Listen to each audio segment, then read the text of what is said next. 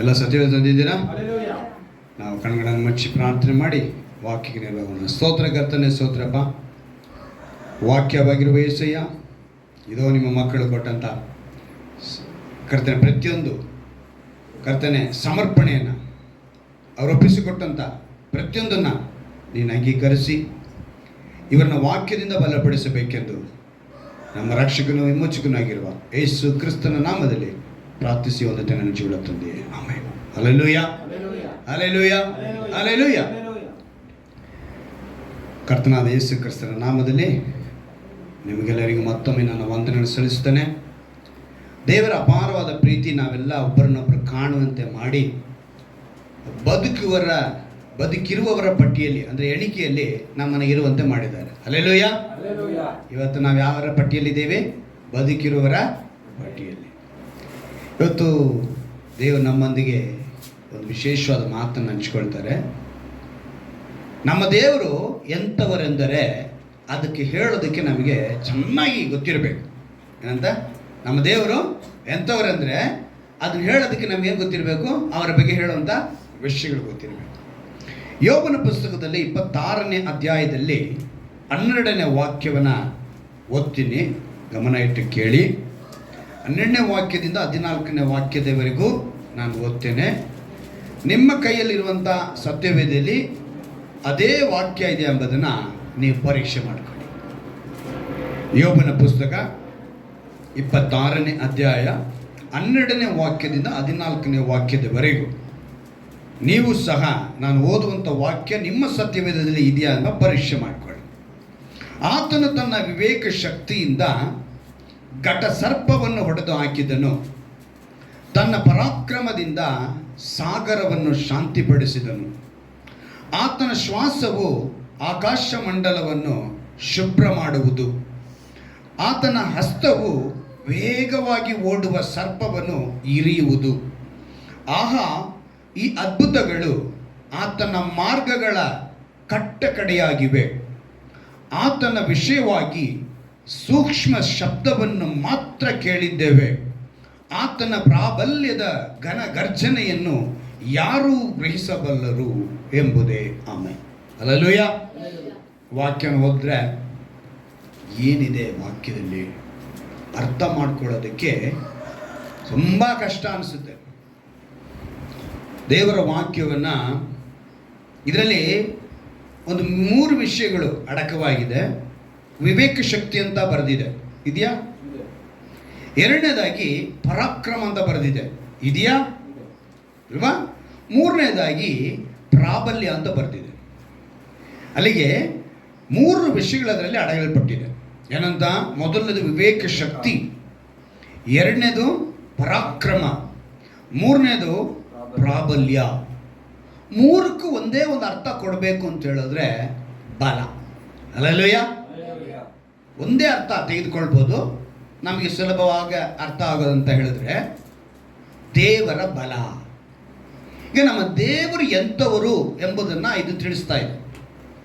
ನಾವು ಆರಾಧಿಸುವ ದೇವರು, ನಾನು ಪ್ರಕಟಿಸುವ ದೇವರು, ಈ ಜಗತ್ತಿಗೆ ದೇವರು ಅನ್ನೋರು ಅವ್ರು ಎಂಥವರು ಅಂತೇಳಿ ಯೋಬನು ಬಹಳವಾಗಿ ಒಂದು ಅದ್ಭುತವಾದ ರೀತಿಯಲ್ಲಿ ವರ್ಣನೆ ಮಾಡಿದ್ದಾನೆ. ಈ ಯೋಬನ ಗ್ರಂಥವನ್ನು ಮೊದಲನೇದಾಗಿ ಬರೆದದ್ದು ಯಾರು ಅಂತೇಳಿ ಚರಿತ್ರೆಗಾರರು ಏನು ಹೇಳ್ತಾರೆ ಅಂತೇಳಿ ನೋಡುವಾಗ ಮೋಶೆಯಿಂದ ಬರೆದದ್ದು ಅಂತ ಹೇಳ್ತಾರೆ. ಯಾರಿಂದ ಬರೆಯಲ್ಪಟ್ಟಿದ್ದು? ಹೌದಾ? ಮೋಶೆ ಬರೆದಂಥ ಗ್ರಂಥಗಳು, ಕಾಂಡಗಳು ಎಷ್ಟು ಕಾಂಡ? ಮೊದಲನೇದಾಗಿರುವಂಥ 5 ಕಾಂಡಗಳು ಯಾವ್ಯಾವುದು? ಆದಿಕಾಂಡ, ಹೇಳ್ಬೇಕು ಜೋರಾಗಿ ಎಲ್ಲರೂ ಸೇರಿ ಹೇಳಿ. ಆದಿಕಾಂಡ, ವಿಮೋಚನ ಕಾಂಡ, ಅರಣ್ಯಕಾಂಡ, ಯಾಜಕ ಕಾಂಡ, ಧರ್ಮೋಪದೇಶ ಕಾಂಡ ಅಲ್ವಾ? ಆದಿಕಾಂಡ, ವಿಮೋಚನ ಕಾಂಡ, ಯಾಜಕ ಕಾಂಡ, ಅರಣ್ಯಕಾಂಡ, ಧರ್ಮೋಪದೇಶ ಕಾಂಡ. ಆರ್ಡರ್ ವೈಸ್ ಹೇಳ್ಬೇಕು. ಅರ್ಥ ಆಯ್ತಾ? ಸತ್ಯವೇದ ಓದಕ್ಕೆ ಬರೋರು ಖಂಡಿತವಾಗಲೂ ಇದನ್ನೆಲ್ಲ ಗಮನದಲ್ಲಿ ಇಟ್ಕೊಳ್ಬೇಕು. ಈ ಕಾಂಡಗಳನ್ನು ಅವರು ಯಹೂದ್ಯರು ತೋರಾ ಅಂತ ಹೇಳ್ತಿದ್ರು. ಏನಂತ ಹೇಳ್ತಿದ್ರು? ತೋರಾ. ಈ 5 ಕಾಂಡಗಳನ್ನು, ಇದನ್ನ ಈ 5 ಕಾಂಡಗಳನ್ನು ಮೋಶೆ ಬರೆದ್ರು. ಯಹೂದ್ಯರು ಇದನ್ನು ಹೆಂಗೆ ಆಚರಣೆ ಮಾಡೋದು ಅಂತ ಹೇಳಿದ್ರೆ ಅವ್ರು ಬಾಯ್ಪಾಠ ಮಾಡ್ಕೊಂಡಿದ್ರು 5 ಕಾಂಡಗಳನ್ನ. ಈಗ ನೀವು ಯಾವುದೋ ಒಂದು ವಾಕ್ಯ ಹೇಳಿ ಈ ಅಧ್ಯಾಯ ಯಾವುದೇ ಎಷ್ಟನೇ ಅಧ್ಯಾಯ ಅಂತ ಹೇಳಿದ್ರೆ ಅವ್ರು ಅದನ್ನು ಹೇಳ್ಬಿಡೋರು. ಅಷ್ಟು ನಿಪುಣರಾಗಿ ಯಹೂದ್ಯರಲ್ಲಿ ಕೆಲವರು ಇದಕ್ಕೆ ಪ್ರಾಮುಖ್ಯತೆ ಪಡಿಸ್ತಾ ಇದ್ರು ಈ 5 ಕಾಂಡಗಳ ಕುರಿತು. ಈ 5 ಕಾಂಡಗಳ ಕುರಿತು ಅವರು ಬರೆದಾಗ ಅವರು ಅದನ್ನು ಧ್ಯಾನ ಮಾಡುವಾಗ ಅವರಲ್ಲಿ ಇದ್ದಂಥ ಒಂದು ಗುಣಗಳನ್ನ ನಾನು ಆರ್ಟಿಗೆ ಒಂದು ಪುಸ್ತಕಗಳಲ್ಲಿ ಇವರು ಹೇಳೋದನ್ನು ಕೇಳಿ ನಿಮ್ಗೆ ಹೇಳ್ತಾ ಇದ್ದೀನಿ. ಯಾಕಂದ್ರೆ ನಾನು ಇಸ್ರಾಯೇಲ್ಗೆ ಹೋಗಿ ನೋಡಲಿಲ್ಲ, ಆದರೆ ಅವರ ಒಂದು ಅನುಭವಗಳನ್ನ ಕೆಲವರು ಬರೆದಿರೋದನ್ನು ಓದಿ ನಾನು ನಿಮ್ಗೆ ಹೇಳ್ತಾ ಇದ್ದೀನಿ. ಈ ಯಹೂದ್ಯರು ಏನು ಮಾಡ್ತಿದ್ರು ಅಂತೇಳಿ ಈ ಕಾಂಡಗಳನ್ನ ಓದಬೇಕು, ಅದನ್ನು ಬಾಯ್ಪಾಠ ಮಾಡ್ಕೋಬೇಕು ಅನ್ನೋದಕ್ಕೋಸ್ಕರ ಅವರು ಅದನ್ನು ಓದುವಾಗ 99% ನಿಂತ್ಕೊಂಡೇ ಓದ್ತಾ ಇದ್ರು ಅಂತ. ಹೆಂಗೆ ಓದ್ತಾ ಇದ್ರು ಅವರು? ಸ್ಟ್ಯಾಂಡಿಂಗಲ್ಲಿ, ಸೋಫಾ ಮೇಲೆ ಕೂತ್ಕೊಂಡು ಇಲ್ಲ ಮಂಚದ ಮೇಲೆ ಕೂತ್ಕೊಂಡು ಚೇರ್ ಮೇಲೆ ಕೂತ್ಕೊಂಡು ಏನಾದ್ರು ಓದಿದ್ರೆ ನಮಗೆ ಹಾಸಿಗೆ ಮೇಲೆ ಕೂತ್ಕೊಂಡ್ರು ನಮಗೆ ಎಲ್ಲಿ ನಿದ್ದೆ ಬಂದ್ಬಿಟ್ಟು ನಾವು ಅದನ್ನು ಸರಿಯಾಗಿ ಓದಲಿಕ್ಕೆ ಸಾಧ್ಯವಿಲ್ಲ ಅಂತ ಹೇಳಿ ಅವ್ರು ಏನು ಮಾಡ್ತಿದ್ರಂತೆ, ಸ್ಟ್ಯಾಂಡಿಂಗ್ನಲ್ಲೇ ಓದೋಕ್ಕೆ ಪ್ರಯತ್ನ ಮಾಡ್ತಿದ್ರಂತೆ.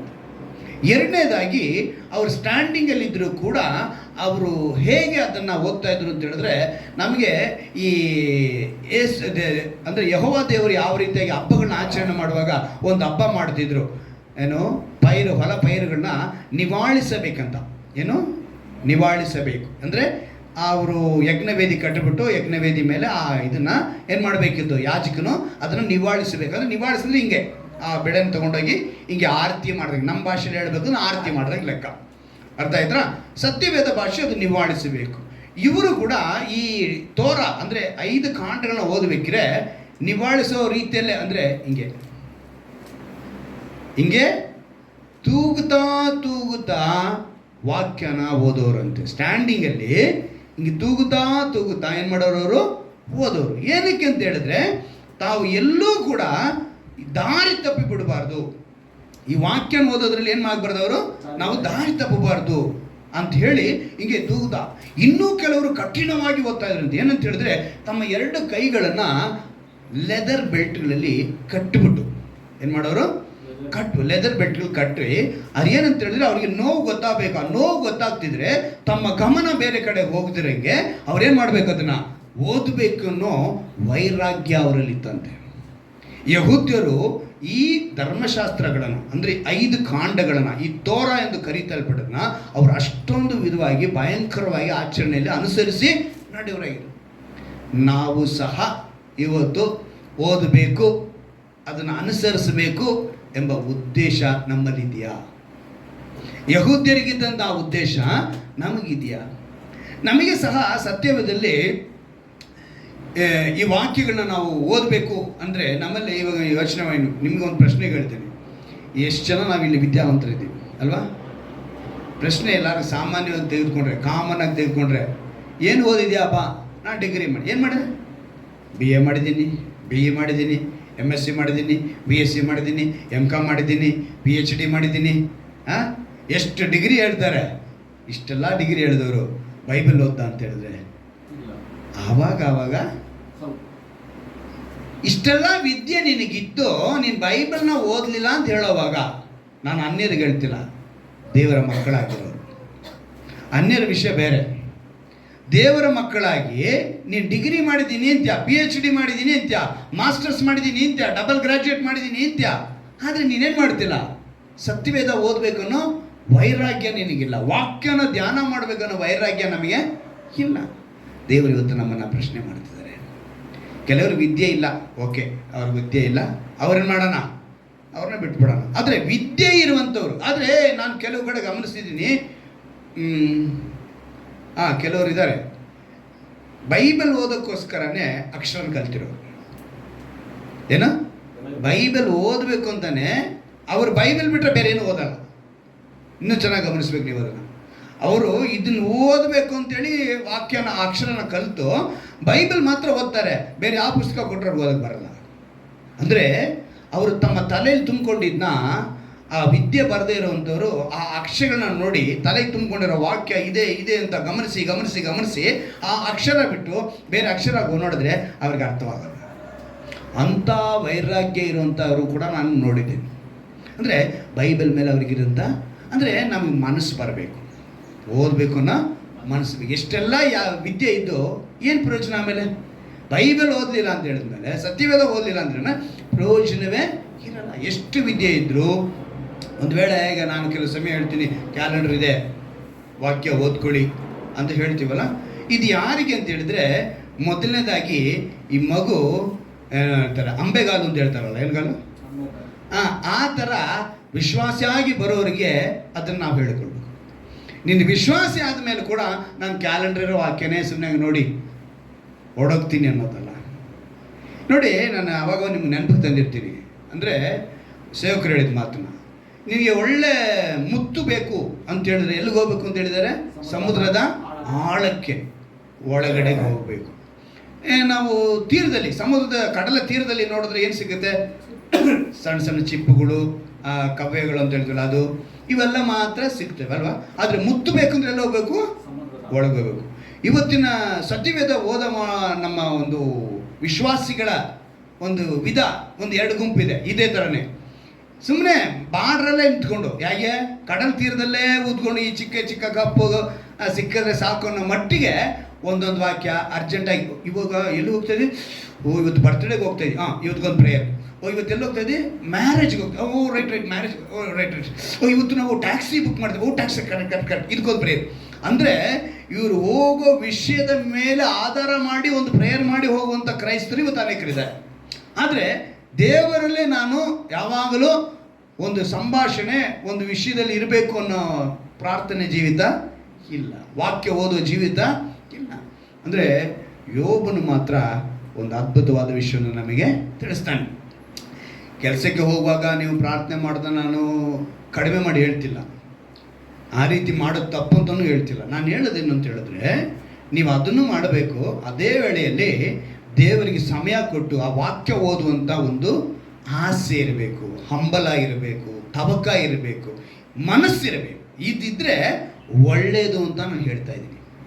ಮೋಶೆ ಬಂದ್ಬಿಟ್ಟು ಈ ಯೋಬನ ಪುಸ್ತಕವನ್ನು ಆರಂಭ ಮತ್ತು ಮುಕ್ತಾಯ, ಮೊದಲನೇ ಅಧ್ಯಾಯ ಊಚ್ ದೇಶದಲ್ಲಿ ಏನಂತೆ, ಊಚ್ ದೇಶದಲ್ಲಿ ಯೋಬನೆಂಬ ಏನಂತೆ ವ್ಯಕ್ತಿ ಇದ್ದ ಅಂತ ಬರೀದೆ. ಅದರ ಅರ್ಥ ಏನು?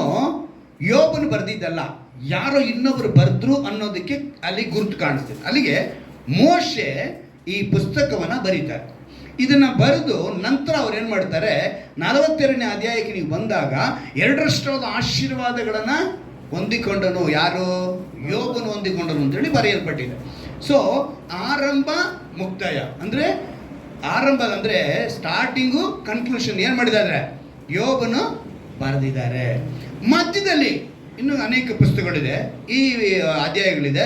ಆ ಅಧ್ಯಾಯಗಳೆಲ್ಲ ನಾವು ಗಮನಿಸುವಾಗ ದೇವರಿಗೂ ಮನುಷ್ಯನಿಗೂ ನಡೆಯುವಂಥ ಒಂದು ಸಂಭಾಷಣೆ, ಒಂದು ಮಾತುಗಳು.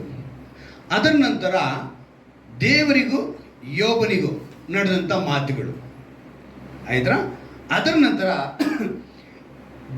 ಯೋಬನ ಸ್ನೇಹಿತನಿಗೂ ಯೋಬನಿಗೂ ಅವನ ಫ್ರೆಂಡ್ಸ್ಗೂ ಯೋಬನಿಗೂ ಈ ವಿಷಯಗಳನ್ನು ಬರೆಯಲ್ಪಟ್ಟಿದೆ. ಮುಖ್ಯವಾಗಿ ಚರಿತ್ರೆಗಾರರು ಏನು ಹೇಳ್ತಾರೆ ಅಂದರೆ, ಯೋಬನ ಪುಸ್ತಕದಲ್ಲಿ ಸೃಷ್ಟಿ ಕಾರ್ಯಗಳ ಕುರಿತು ಬಹಳವಾಗಿ ಬರೆಸಿದ್ದಾರೆ. ಅದು ಮಾತ್ರ ಅಲ್ಲ, ರಹಸ್ಯ, ತನ್ನ ಶಕ್ತಿ, ಆತನ ಬಲ, ಇದನ್ನೆಲ್ಲ ಕೂಡ ಅದರಲ್ಲಿ ಬರೆಸಿದ್ದಾರೆ. ಅಂದರೆ ನಾವು ಚೆನ್ನಾಗಿ ಅರ್ಥ ಮಾಡ್ಕೋಬೇಕಂತ ಹೇಳಿದ್ರೆ, ಈ ಯೋಬನ ಪುಸ್ತಕದ 26ನೇ ಅಧ್ಯಾಯ ಇವತ್ತು ನಾವು ಓದಿದ್ದೀವಲ್ಲ, ನೀವು ಆರಂಭ ಮತ್ತು ಮುಖ್ಯವಾಗಿ ಅದನ್ನು ನೋಡ್ಕೊಂಬಂದರೆ ಒಂದು ಅದ್ಭುತವಾದ ವಿಷಯ ಅದರಲ್ಲಿ ಬರೆಯಲ್ಪಟ್ಟಿದೆ. ನೀವು 6ನೇ ವಾಕ್ಯದಿಂದ 7ನೇ ವಾಕ್ಯ ಎಲ್ಲ ಗಮನಿಸಿದ್ರೆ ಅಲ್ಲೊಂದು ದೊಡ್ಡ ವಿಷಯನೇ ಬರೆಯಲ್ಪಟ್ಟಿದೆ. ನೀವು ಅದ್ರಲ್ಲಿ ಗಮನಿಸಬೇಕು, ಅಲ್ಲಿ ವಿಜ್ಞಾನಕ್ಕೆ ಸಂಬಂಧಪಟ್ಟಿದ್ದು ಬಹಳ ಬರೆಯಲ್ಪಟ್ಟಿದೆ. ಯಾವುದಕ್ಕೆ ಸಂಬಂಧಪಟ್ಟಿದ್ದು ಅಂದರೆ ಸೈನ್ಸ್ಗೆ. ಅಲ್ಲಿಗೆ ವಿಜ್ಞಾನಕ್ಕೆ ಸಂಬಂಧಪಟ್ಟಂಥ ವಿಷಯಗಳು ನೋಡಿ. ಒಂದು ಉದಾಹರಣೆ ನಿಮ್ಗೆ ಹೇಳ್ತೀನಿ. ಅದರಲ್ಲಿ 7ನೇ ವಾಕ್ಯ, ಆತನು ಶೂನ್ಯದ ಮೇಲೆ ಆಕಾಶದ ಉತ್ತರ ದಿಕ್ಕನ್ನು ವಿಸ್ತರಿಸಿ ಭೂಲೋಕವನ್ನು ಯಾವ ಆಧಾರವೂ ಇಲ್ಲದೆ ತೂಗ ಹಾಕಿದ್ದಾನೆ. ಎಷ್ಟು ಅದ್ಭುತವಾದ ಈ ವಿಷಯ ಅಂತ ಹೇಳಿದ್ರೆ, ಇವತ್ತು ವಿಜ್ಞಾನಿಗಳು ಏನ ಕಳಿಸಿ ನೋಡಿ ತಿಳ್ಕೊತಾ ಇದ್ದಾರೆ ಅಂತ ಹೇಳಿದ್ರೆ, ಸೆಟಲೈಟ್ಗಳನ್ನ ಕಳಿಸಿ ಅದು ಅಲ್ಲಿ ಹೋಗಿ ಭೂಮಿ ಯಾವ ರೀತಿ ಇದೆ ಅಂತ ಹೇಳಿ ಅವನು ಅದು ಫೋಟೋ ತೆಗೆದು ಕಳಿಸಿದ ಮೇಲೆ ಇವನು ಇದನ್ನು ಕಳಿಸೋದಕ್ಕೆ ಕೋಟ್ಯಾನುಕೋಟಿ ಹಣಗಳನ್ನ ಖರ್ಚು ಮಾಡಿ ಮನುಷ್ಯರು ಟ್ಯಾಕ್ಸ್ ಕಟ್ಟಿರೋ ದುಡ್ಡುಗಳಲ್ಲೇ ಅಲ್ಲಿಗೆ ಹೋಗೋದು. ಇಷ್ಟೆಲ್ಲ ಖರ್ಚು ಮಾಡಿ ಅವನು ಅಲ್ಲಿಗೆ ಕಳಿಸಿ ಆಮೇಲೆ ಫೋಟೋ ತೆಗೆದು ಈಗ ಅದನ್ನೇನು ಹೇಳ್ತಿದ್ದಾರೆ ಅವರು, ತೂಗ ಹಾಕಲ್ಪಟ್ಟಿದೆ, ಅದು ನಿಜವಾಗಲೂ ಭೂಮಿ ಯಾವ ಆಧಾರವಿಲ್ಲದೆ ಏನಾಗಿದೆ, ತೂಗ್ತಾ ಇದೆ ಅಂತ ಹೇಳಿ ಒಪ್ಕೊಂಡಿದ್ದಾರೆ. ಆದರೆ ಎಷ್ಟು ವರ್ಷಗಳ ಹಿಂದೆ ಯೋಬನು ಪುಸ್ತಕದಲ್ಲಿ ಬರೆದಿರೋದು, ಹತ್ರ ಅಂದ್ರೂ ಕೂಡ 4500 ವರ್ಷಗಳ ಹಿಂದೆ ಅಂತ ಇಟ್ಕೊಳ್ಳಿ. ಯಾಕಂತ ಹೇಳಿದ್ರೆ ನಮ್ಮ ನೋವ ಕಾಲಕ್ಕೆ 2000 ಮುಗಿದೋಗುತ್ತೆ. ಎಷ್ಟು ಕಾಲಕ್ಕೆ? ನೋಹನ ಕಾಲ. ಆದಾಮನಿಂದ ನೋಹನ ಕಾಲಕ್ಕೆ ಎಷ್ಟು ಮುಗಿದೋಗುತ್ತೆ? 2000 ಮುಗಿದೋಗುತ್ತೆ. ನೋಹನ ಕಾಲದಿಂದ ಯೇಸು ಕ್ರಿಸ್ತನ ಕಾಲಕ್ಕೆ 2000ಕ್ಕೆ ಬರ್ತಾ ಇವೆ. ಆ ಸಮಯದಲ್ಲಿ ಅಲ್ಲಿಗೆ ಈಗ ಯೇಸು ಕ್ರಿಸ್ತನ ಹುಟ್ಟಿ ನಮಗೆ ಇವಾಗ ಎಷ್ಟು ವರ್ಷ? 2000. ಈ ಎರಡು ನಾವು ಮುಂದಕ್ಕೆ ತಗೊಂಡೆ. ಅಲ್ಲಿ ಮೋಶೆ ಕಾಲಕ್ಕೆ ಅಂದರೆ ಸುಮಾರು 3500 ವರ್ಷ ಅನ್ಕೊಳ್ಳಿ, 3500 ವರ್ಷಗಳ ಹಿಂದೆ ಆಗಲೇ ಏನು ಬರೆಯಲ್ಪಟ್ಟಿದೆ ಇದ್ರ. ಅಂದರೆ ಯಾರು ಹೇಳಿರ್ತಾರೆ? ಯೋಬನಿಗೆ ಯಾರು ಹೇಳಿರ್ತಾರೆ? ಯೋಬನ ಸೆಟಲೈಟ್ ಕಳಿಸಿದ್ನ. ಆದರೆ ಅವನಿಗೆ ಗೊತ್ತಾಗ್ತೈತೆ ಅಂತ ಹೇಳಿದ್ರೆ ಪವಿತ್ರಾತ್ಮನು ಅವತ್ತಿಗೂ ಇದ್ರು. ಹಲ್ಲೆಲೂಯ.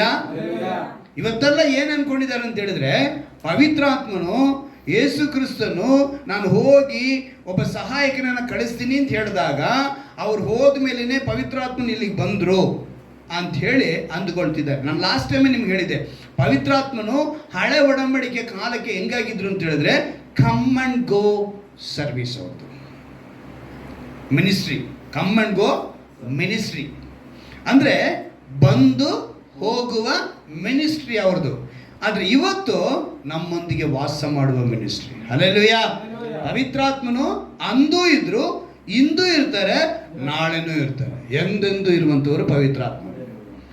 ತಂದೆ ಆಗಿರುವಂಥವನು, ಪವಿತ್ರಾತ್ಮನಾಗಿರುವಂಥವನು, ಕುಮಾರನಾಗಿರುವಂಥವರು 3 ವ್ಯಕ್ತಿತ್ವ, 3 ಮನುಷ್ಯರಲ್ಲ, 3 ದೇವರಲ್ಲ, ಒಬ್ಬನೇ ದೇವರು, 3 ವ್ಯಕ್ತಿತ್ವ ಅನ್ನೋದರ ಗುರುತು ಇವುಗಳನ್ನ ನಾವು ನೋಡ್ತೀವಿ.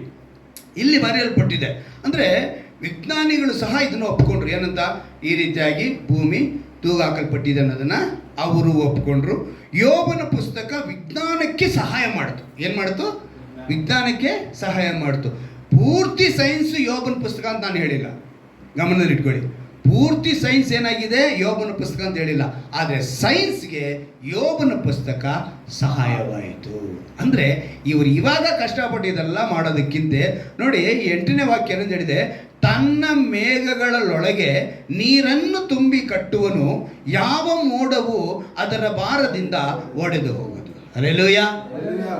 ನೀವು ಇದನ್ನ ವಾಕ್ಯನ ಓದುವಾಗ ಗ್ರಹಿಸಬೇಕು. ಏನಯ್ಯ ಇದು? ಏನಂತ ಬರೆಯಲ್ಪಟ್ಟಿದೆ? ಮೇಘಗಳೊಳಗೆ ನೀರನ್ನು ತುಂಬಿ.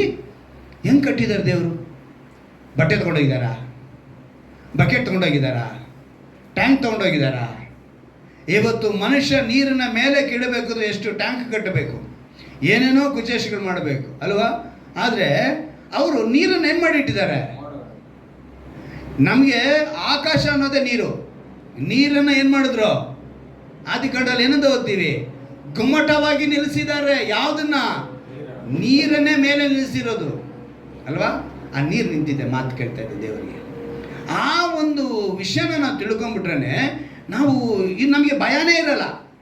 ಎಂಥ ದೇವರಿಗೆ ನಾವು ಎಷ್ಟು ನಡುಕ ಪಡಬೇಕು. ಆದರೆ ನಮಗೇನಿಲ್ಲ, ನಾವು ಕೇರೇ ಮಾಡಲ್ಲ.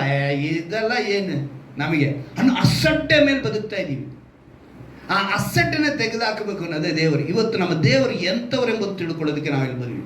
ಆ ಕಾಲದಲ್ಲಿ ಪವಿತ್ರಾತ್ಮನು ಈ ಯೋಬನಿಗೆ ತಿಳಿಸಿದ್ನ ಈ 26ನೇ ಅಧ್ಯಾಯದಲ್ಲಿ ಚೆನ್ನಾಗಿ ಬರೆದಿದ್ದಾನೆ. ಪ್ರಾಮುಖ್ಯವಾಗಿ ದೇವರ ಮಹಾಜ್ಞಾನ ಅವನು ಬರೆದಿರೋದು. ಏನು ಬರೆದಿರೋದು? ಮಹಾಜ್ಞಾನ.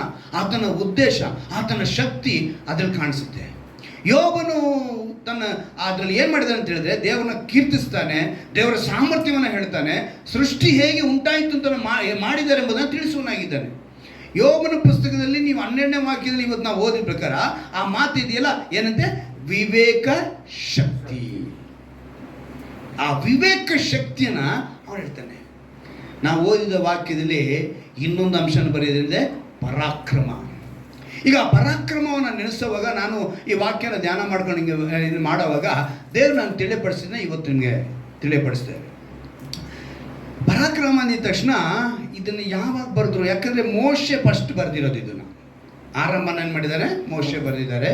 ಅಂತ್ಯನೂ ಮೋಶೆನೇ ಮುಗಿಸಿದ್ದಾರೆ. ಮಧ್ಯದಲ್ಲಿ ಯೋಬನು ಇಷ್ಟೆಲ್ಲನೂ ನೆನೆಸಿರೋದನ್ನ ಪವಿತ್ರಾತ್ಮನು ಅವ್ರಿಗೆ ಹೇಳಿ ಬರೆಸಿದ್ದಾನೆ. ದೇವರ ಸಂಭಾಷಣೆ, ಮನುಷ್ಯರೊಂದಿಗೆ ಸಂಭಾಷಣೆ, ಸ್ನೇಹಿತರೊಂದಿಗೆ ಸಂಭಾಷಣೆ, ಎಲ್ಲ ಮಾತುಗಳನ್ನ ಇದರಲ್ಲಿ ಬರೆಸಲ್ಪಟ್ಟಿದೆ. ಇದೆಲ್ಲ ಪವಿತ್ರಾತ್ಮನ ಬರೆಸಿರೋದಕ್ಕೆ ಇದನ್ನು ನಾವು ಘಟನೆಯನ್ನು ನೋಡುವಾಗ ಯೋಚನೆ ಮಾಡಿದೆ ಏನಂತ ಹೇಳಿದ್ರೆ, ಇದು ಯಾವಾಗ ನಡೆದಿರಬೇಕು, ಇವನ್ನ ಬರೆಯೋದಕ್ಕೆ ಕಾರಣ ಏನು ಅಂತ ಹೇಳುವಾಗ ಯೋಬನು ಒಂದು ಪ್ರವಾದನೆ ಹೇಳ್ತಾನೆ. ಆ ಪ್ರವಾದನೆ ಏನು ಅಂತ ಹೇಳಿದ್ರೆ, ವಿವೇಕ ಶಕ್ತಿಯಿಂದ ಘಟಸರ್ಪವನ್ನು ಹೊಡೆದು ಹಾಕಿದನು, ತನ್ನ ಪರಾಕ್ರಮದಿಂದ ಸಾಗರವನ್ನು ಶಾಂತಿಪಡಿಸಿದನು ಅಂದಾಗ ನಾನು ಯೋಚನೆ ಮಾಡಿದೆ, ಅರೆ ಸಾಗರವನ್ನು ಶಾಂತಿಪಡಿಸಿದನು ಅಂತ ಹೇಳುವಾಗ ಈ ಮಾತು ಎಲ್ಲಿಗೆ ಬರುತ್ತೆ? ಬರೆದಿರೋದು ಮೋಶೆ ಆಗಿದೆ. ಸೊ ಎಲ್ಲಿಗೆ ಅಟ್ಯಾಚ್ ಆಯಿತು ಅಂತ ಹೇಳುವಾಗ, ಇಸ್ರಾಯೇಲರು ತಮ್ಮ ಆ ದಾಸತ್ವದಿಂದ ಬಿಡುಗಡೆಯಾಗಿ ಅವ್ರಿಗೆ ಒಳ್ಳೆ 10 ಅದ್ಭುತಗಳನ್ನ ದೇವರು ಏನು ಮಾಡಿದ್ರು? ತೋರಿಸಿ ಆ ಅದ್ಭುತಗಳಿಂದ ಅವ್ರನ್ನ ಬಿಡಿಸ್ಕೊಂಡು ಬಂದರು. ಹಿಂಗೆ ಬರಬೇಕಿದ್ದೇನೆ ನೋಡಿ, ಈ ವಾಕ್ಯಗಳೆಲ್ಲ ಪವಿತ್ರಾತ್ಮನ ಪ್ರೇರಣೆಯಿಂದ ಬರೆಯಲ್ಪಟ್ಟಿದ್ದು ಎಂಬುದಕ್ಕೆ ನಿಮಗೆ 2 ಗುರುತುಗಳನ್ನ ಹೇಳ್ಬಿಡ್ತೀನಿ. ಒಬ್ಬರು 2 ತಿಮೋಥೆಯು 3:16 ತೆಗೆದುಕೊಳ್ಳಿ, ಒಬ್ಬರು 1 ಪೇತ್ರ 1:20 ತಗೊಳ್ಳಿ, ಒಬ್ಬರು 2 ತಿಮೋಥೆಯು 3:16, ಒಬ್ಬರು 1 ಪೇತ್ರ 1:20. 2 ತಿಮೋಥೆಯು 3:16 ಒಬ್ಬರು,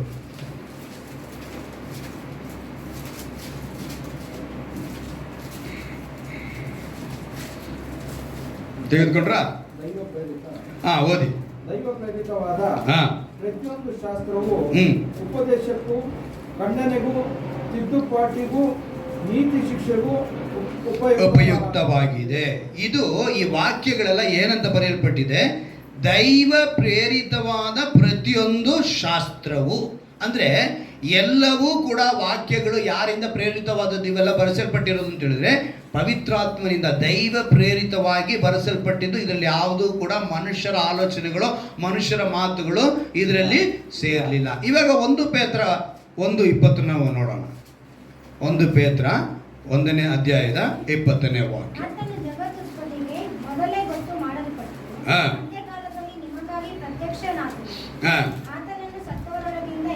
ನೋಡಿದ್ರ?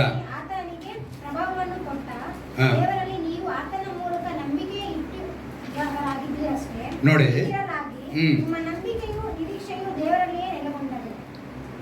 23ನೇ ವಾಕ್ಯವಾಗಿದೆ. ಆ ಜನ್ಮವು ನಾಶವಾಗುವ ಬೀಜದಿಂದ ಉಂಟಾದಲ್ಲ, ನಾಶವಾಗದ ಬೀಜದಿಂದ ಉಂಟಾದು, ಅದು ದೇವರ ಸದಾ ಜೀವವುಳ್ಳ ವಾಕ್ಯದ ಮೂಲಕವಾಗಿ ಉಂಟಾಗಿದೆ. ಅಂದರೆ ದೇವರ ಸಜೀವವುಳ್ಳ ವಾಕ್ಯದಿಂದ ಇವೆಲ್ಲವೂ ಉಂಟಾಗಿದೆ. ನಾವು ಗಮನಿಸಿ ಇದನ್ನು ಸರಿಯಾಗಿ ಅರ್ಥ ಮಾಡಿಕೊಂಡ್ರೆ ಖಂಡಿತವಾಗಲೂ ಅದ್ಭುತಗಳನ್ನು ನಾವು ಕಾಣುವುದಕ್ಕೆ ಸಾಧ್ಯವಾಗುತ್ತೆ. ಅಂದರೆ ದೇವರು ಎಲ್ಲ ವಾಕ್ಯಗಳನ್ನು ತನ್ನ ಸಜೀವವಾಗಿ, ಅಂದರೆ ಸತ್ಯವೇದವನ್ನು ನಾವು ಜೋಡಣೆ ಮಾಡಿದ್ದು ಅಂತ ನೋಡುವಾಗ 70 ಜನ ಜೋಡಣೆ ಮಾಡ್ತಾರೆ. ಈಗ ಇದರಲ್ಲಿ ಬರ್ತಿರೋಂಥ ಎಲ್ಲ ವಾಕ್ಯಗಳನ್ನ ಏನು ನೋಡ್ತೀವಿ? ಯಾರ್ಯಾರು ಬರೆದ್ರು ಅಂತ ನೋಡ್ತೀವಿ. ಇದನ್ನು ಜೋಡಣೆ ಮಾಡ್ತಾರೆ. ಅಂದರೆ ಜೋಡಣೆ ಮಾಡೋದಕ್ಕೆ ಏನಕ್ಕೆ ಅಂತ ಹೇಳಿದ್ರೆ, ಇದು ಪುಸ್ತಕ ಎಲ್ಲ ಒಂದೊಂದು ಕಾಲಕ್ಕೆ ಬರೆಯಲ್ಪಟ್ಟಿದ್ದು, ಅದನ್ನೆಲ್ಲ ಶೇಖರಣೆ ಮಾಡಿ ಒಂದು ಫುಲ್ ಸೆಟ್ ಮಾಡಬೇಕು, ಒಂದು ಬುಕ್ ಮಾಡಬೇಕು ಅಂತ ಮಾಡುವಾಗ ಯಾವುದು ಮೊದಲು ಬಂದರೆ ಚೆನ್ನಾಗಿರುತ್ತೆ, ಯಾವುದು ಎರಡನೇದು, ಯಾವುದು ಮೂರನೇದು ಅಂತ ಹೇಳಿ ಆ ರೀತಿ ಜೋಡಣೆ ಮಾಡಿದವರು 70 ಜನ. ಆ 70 ಜನದಲ್ಲಿ 40 ಜನ ಹಳೆ ಒಡಂಬಡಿಕೆನ ಏನು ಮಾಡ್ತಾರೆ? ಜೋಡಣೆ ಮಾಡ್ತಾರೆ. 30 ಜನ ಸೇರಿ ಹೊಸ ಒಡಂಬಡಿಕೆನ ಜೋಡಣೆ ಮಾಡ್ತಾರೆ. ಅಂದರೆ ಒಂದು ಆರ್ಡರ್ ವಹಿಸಬೇಕು, ಕ್ರಮವಾಗಿ ಬರಬೇಕು. ಮನುಷ್ಯ ಇದನ್ನು ಓದುವಾಗ ಅವನಿಗೇನು ಸಿಗುತ್ತೆ? ಒಂದು ತಿಳುವಳಿಕೆ ಬರುತ್ತೆ, ಒಂದು ಜ್ಞಾನ ಬರುತ್ತೆ ಅನ್ನೋದನ್ನು ಗ್ರಹಿಸಿ ಈ ಸತ್ಯವೇದವನ್ನು ಜೋಡಣೆ ಮಾಡಿದ್ರು. ಆದ್ದರಿಂದನೇ ಆದಿಕಾಂಡದಿಂದ ಆರಂಭಿಸಿ ಯೋಬನ ಪುಸ್ತಕ ಆಮೇಲೆ ಬರ್ತೈತೆ. ಆದರೆ ಮೊದಲೇ ಬರೆದಿದ್ದು ಈ ಪುಸ್ತಕ ಆದರೂ ಕೂಡ ಅದನ್ನು ಮೊದಲೇ ಇಟ್ಕೊಂಡಿಲ್ಲ. ಜೋಡಣೆಯಲ್ಲಿ ಏನು ಬರಬೇಕು, ಯಾವ ವಿಷಯ ಮೊದಲು ತಿಳ್ಕೋಬೇಕು, ಯಾವ ವಿಷಯ ನಂತರ ತಿಳ್ಕೋಬೇಕು ಅಂತ ಈ 70 ಜನ ಕುಳಿತು ಆಲೋಚನೆ ಮಾಡಿ ದೇವರಿಂದ ಪ್ರೇರಿತವಾಗಿ ಇವರೆಲ್ಲ ಏನು ಮಾಡ್ತಾರೆ? ಈ ಜೋಡಣೆ ಕೆಲಸವನ್ನು ಅವ್ರು ಮಾಡಿದ್ದಾರೆ. ಈಗ ಈ ಜೋಡಣೆ ಕೆಲಸ ಮಾಡಿದ್ಮೇಲೆ ಯೋಬನ ಪುಸ್ತಕದಲ್ಲಿ ಪರಾಕ್ರಮದಿಂದ ಅವ್ರೇನು ಮಾಡಿದ್ದಾನೆ? ಸಾಗರವನ್ನು ಒಡೆದನು. ಆವಾಗ ಆ ಪರಾಕ್ರಮ ಅನ್ನುವಾಗ ನಾನು ಯೋಚನೆ ಮಾಡಿದೆ, ಆವಾಗಲೇ ದೇವರು ಹೇಳ್ತಿದ್ದಾರೆ ಇದು ಯೋಬನಿಗೆ ಬಂದಂಥ ಪ್ರವಾದನೆ. ಯಾವಾಗ ಹೇಗೆ ಪ್ರವಾದನೆ ಬಂತು ಅಂತ ಹೇಳುವಾಗ ವಿಮೋಚನ ಕಾಂಡದಲ್ಲಿ 14ನೇ ಅಧ್ಯಾಯದಲ್ಲಿ ಕೆಂಪು ಸಮುದ್ರವನ್ನ ವಿಭಾಗ ಮಾಡಿದ ಒಂದು ವಿಷಯವನ್ನ ಯೋಬನಿಗೆ ದೇವರು ತಿಳಿಯಪಡಿಸಿದ್ದಾರೆ. ಹಲ್ಲೆಲೂಯಾ. ಏನಂತ ಹೇಳಲ್ಪಟ್ಟಿದೆ ನೋಡಿ, ವಿಮೋಚನ ಕಾಂಡ 14ನೇ ಅಧ್ಯಾಯದ 21ನೇ ವಾಕ್ಯವನ್ನು ನಾವು ಗಮನಿಸುವಾಗ ಅಲ್ಲಿ ಒಂದು ಮಾತು ಬರೆಯಲ್ಪಟ್ಟಿದೆ. ಮೋಶೆ ಸಮುದ್ರದ ಮೇಲೆ ಕೈ ಚಾಚಿದಾಗ ಯೆಹೋವನು ಆ ರಾತ್ರಿಯೆಲ್ಲ ಮೂಡಣ ದಿಕ್ಕಿನಿಂದ ಬಲವಾದ ಬಿರುಗಾಳಿಯನ್ನು ಬೀಸುವಂತೆ ಮಾಡಿ ಸಮುದ್ರದ ನೀರನ್ನು ಒಂದು ಕಡೆಗೆ ನೂಕಿ ಅದರ ತಳದಲ್ಲಿ ಒಣನೆಲವು ಏನಂತೆ ಒಣನೆಲವು ಕಾಣಿಸುವಂತೆ ಮಾಡಿದನು. ನೀರು ವಿಭಾಗವಾಯಿತು. ನಾವಿವಾಗ ಯೋಬನ ಪುಸ್ತಕದಲ್ಲಿ ಏನು ನೋಡ್ತೀವಿ, ಪರಾಕ್ರಮದಿಂದ ಸಾಗರನ ಏನ್ ಮಾಡಿದ್ರು, ಒಡೆದನು. ಹೇಗೆ ಒಡೆದ್ರು? ಆ ಪರಾಕ್ರಮ ಯಾರು? ನೀವು ಚೆನ್ನಾಗಿ ಗಮನಿಸಿ ನೋಡಿ. ಇದೊಂದು ಈ ವಿಷಯ ಅಂದ್ರೆ ಕೆಂಪು ಸಮುದ್ರ ವಿಭಾಗ ಎಂಬುದು ದೇವರನ್ನು ಅಂಗೀಕರಿಸುವವರಿಗೆ, ದೇವರು ಯಾರೆಂದು ತಿಳಿದುಕೊಳ್ಳುವವರಿಗೆ ಇದೊಂದು ಮೈಲಿಗಲ್ಲು, ಮೈಲ್ ಸ್ಟೋನ್ ಅಂತ ಹೇಳ್ಬೋದು. ಏನಂತ ಆಗಿದೆ ಇದು? ಒಂದು ಮೈಲಿಗಲ್, ಮೈಲ್ ಸ್ಟೋನ್ ಇದು. ಅಂದರೆ ಈ ವಿಷಯನ ಪ್ರತಿಯೊಬ್ಬರು ತಿಳ್ಕೋಬೇಕು. ಹೇಗಯ್ಯ ಸಾಧ್ಯವಾಯಿತು? ನಮ್ಮ ಕೈಲಿ ಒಂದು ಒಂದು ಲೋಟ ನೀರನ್ನು ಒಂದು 2 ನಿಮಿಷ ನಿಲ್ಸ್ಕೊಳಕ್ಕೆ ನೀವು ನಿಂತ್ಕೊಳ್ತೀರಾ? 5 ನಿಮಿಷ ಒಂದು ಲೋಟ ನೀರನ್ನ ನಾವು ಹೀಗೆ ಇಟ್ಕೊಳ್ಳೋಕ್ಕೆ ಸಾಧ್ಯ ಇಲ್ಲ. ಅಂಥದ್ದು ಆ ನೀರನ್ನು 2 ಭಾಗ ಮಾಡಿದ್ದಾರೆ ಅಂತ ಹೇಳಿದ್ರೆ, ಆ ನೀರು 2 ಭಾಗ ಮಾಡಿ ಒಣನೆಲದಲ್ಲಿ, ಎಂಥ ಒಂದು ಅದ್ಭುತವಾದ ದೇವರು. ಅಂದರೆ ಇದನ್ನು ಯಾರಿಗೆ ಹೇಳ್ತಿದ್ದಾರೆ? ದೇವರು ಯೋಬನಿಗೆ ತಿಳಿಸ್ಕೊಟ್ಟಿದ್ದಾರೆ. ಯೋಬನ ಅದನ್ನು ಬರೀತಾ ಇದ್ದಾನೆ. ತನ್ನ ಪರಾಕ್ರಮದಿಂದ ದೇವರು ಏನು ಮಾಡಿದ್ರು? ಸಾಗರವನ್ನು ಒಡೆದಾಕಿದರು. ನಮಗೆಲ್ಲ ತಿಳಿದಂತೆ ಈ ವಿಮೋಚನೆ, ಈ ದಾಸತ್ವದಲ್ಲಿ ಇದ್ದಂಥ ಈ ಜನ ಅವ್ರೇನು ಅಂದ್ಕೊಂಡ್ರು ಅಂತ ಹೇಳಿದ್ರೆ, ನಾವು ಒಂದು ದಾಸತ್ವದಲ್ಲಿ ಇದ್ವಪ್ಪ, ಇವತ್ತೇನಾಗೈತೆ ನಮಗೆ ಒಂದು ಬಿಡುಗಡೆ ಅಂತ ಒಂಥರ ಸಂತೋಷ. ಅವರ ಬಿಡುಗಡೆ ಬಂದು ಐಕ್ಯದಿಂದ ಹೊರಗೆ ಬಂದರು, ದಾಸತ್ವದಿಂದ ಬಿಡಿಸಲ್ಪಟ್ಟಂಥ ಒಂದು ಸಂತೋಷ ಬಂತು. ಅನೇಕ ಅದ್ಭುತಗಳನ್ನ ಅವರು 10 ಅದ್ಭುತಗಳನ್ನ ಮಾಡಿ ದೇವರು ಕರ್ಕೊಂಡ್ಬಂದಿದ್ದಾರೆ. ಏನು ಕುತೂಹಲದಿಂದ ಹೊರಗೆ ಬರ್ತಾ ಇದ್ದಾರೆ. ಹಾಲು ಜೇನು ಹರಿಯುವ ದೇಶಕ್ಕೆ ಕರ್ಕೊಂಡು ಹೋಗ್ತೀನಿ ಅಂತ ಹೇಳ್ತಿದ್ದಾರೆ. ಆ ಪ್ರಯಾಣನ ಸ್ಟಾರ್ಟ್ ಮಾಡಿದ್ದಾರೆ. ಇವರೇನು ಮಾಡಿದ್ದಾರೆ? ಪ್ರಯಾಣನ ಸ್ಟಾರ್ಟ್ ಮಾಡಿದ್ದಾರೆ. ತಕ್ಷಣ ಮೋಶೆ ಏನು ಹೇಳ್ತಾರೆ? ಮೋಶೆ, ನೋಡಿ, ನಾವು ಇಲ್ಲಿಂದ ಈಗ ಹೋಗಬೇಕು. ಈಗ ಹೋಗ್ಬೇಕಿದ್ರೆ ನಮಗೆ ಒಂದು ಈ ಪ್ರಯಾಣದ ಕುರಿತು ಒಂದು ಪ್ಲ್ಯಾನ್ ಮಾಡ್ಕೊಳ್ಳೋಣ. ಏನು ಮಾಡ್ಕೊಳ್ಳೋಣ? ಪ್ಲ್ಯಾನ್. ಅಂದರೆ ಆ ಪ್ಲ್ಯಾನ್ನಲ್ಲಿ ಮೋಶೆಗಿದ್ದಿದ್ದು ಬೇರೆ, ಆದರೆ ದೇವರು ಮಾಡಿದ್ದು ಬೇರೆ. ಈಗ ನಾನು ಅದಕ್ಕೆ ಯಾವಾಗಲೂ ಲೆಕ್ಕ ಮಾಡ್ಕೊತೀನಿ. ದೇವರ ಲೆಕ್ಕ 1000 ವರ್ಷ ಎಷ್ಟಂತೆ? 1 ದಿನ. ಈಗ ಇವರ ಪ್ರಯಾಣ ಎಷ್ಟು ದಿವಸ ಅಂದರೆ 40 ವರ್ಷ. ಎಷ್ಟು ವರ್ಷ ಬೆಳೆದ್ರು? ನಾನು ಇದನ್ನು ಲೆಕ್ಕ ಮಾಡಿದೆ. ಓಹೋ, 40 ವರ್ಷ. ಈಗ 1 ದಿನ ಅಂದರೆ 1000 ವರ್ಷ. ಅಲ್ಲಿಗೆ ಲೆಕ್ಕ ಮಾಡಿದೆ. ಇಲ್ಲಿ 24 ಗಂಟೆ, ಅದರಲ್ಲಿ ಅರ್ಧ 12, ಅದರಲ್ಲಿ ಅರ್ಧ 6. ಈಗ 40 ವರ್ಷ, 2000 ವರ್ಷ, 1 ವರ್ಷನ ಇಟ್ಕೊಳ್ಳೋಣ. 1 ವರ್ಷದಲ್ಲಿ ಅರ್ಧ ಎಷ್ಟು? 50 ಅಲ್ವಾ? 50ರಲ್ಲಿ ಕಾಲು ಭಾಗ ಎಷ್ಟು ಅಲ್ವಾ? ಆದರೆ ಇವ್ರು 40 ವರ್ಷ ಬಂದ ಅಂದರೆ ಸುಮಾರು ಒಂದು ಕಾಲಿಗಿನ ಮೇಲೆ ವರ್ಷ ಆಯ್ತು ಅಷ್ಟೇ. ಎಷ್ಟು ವರ್ಷ?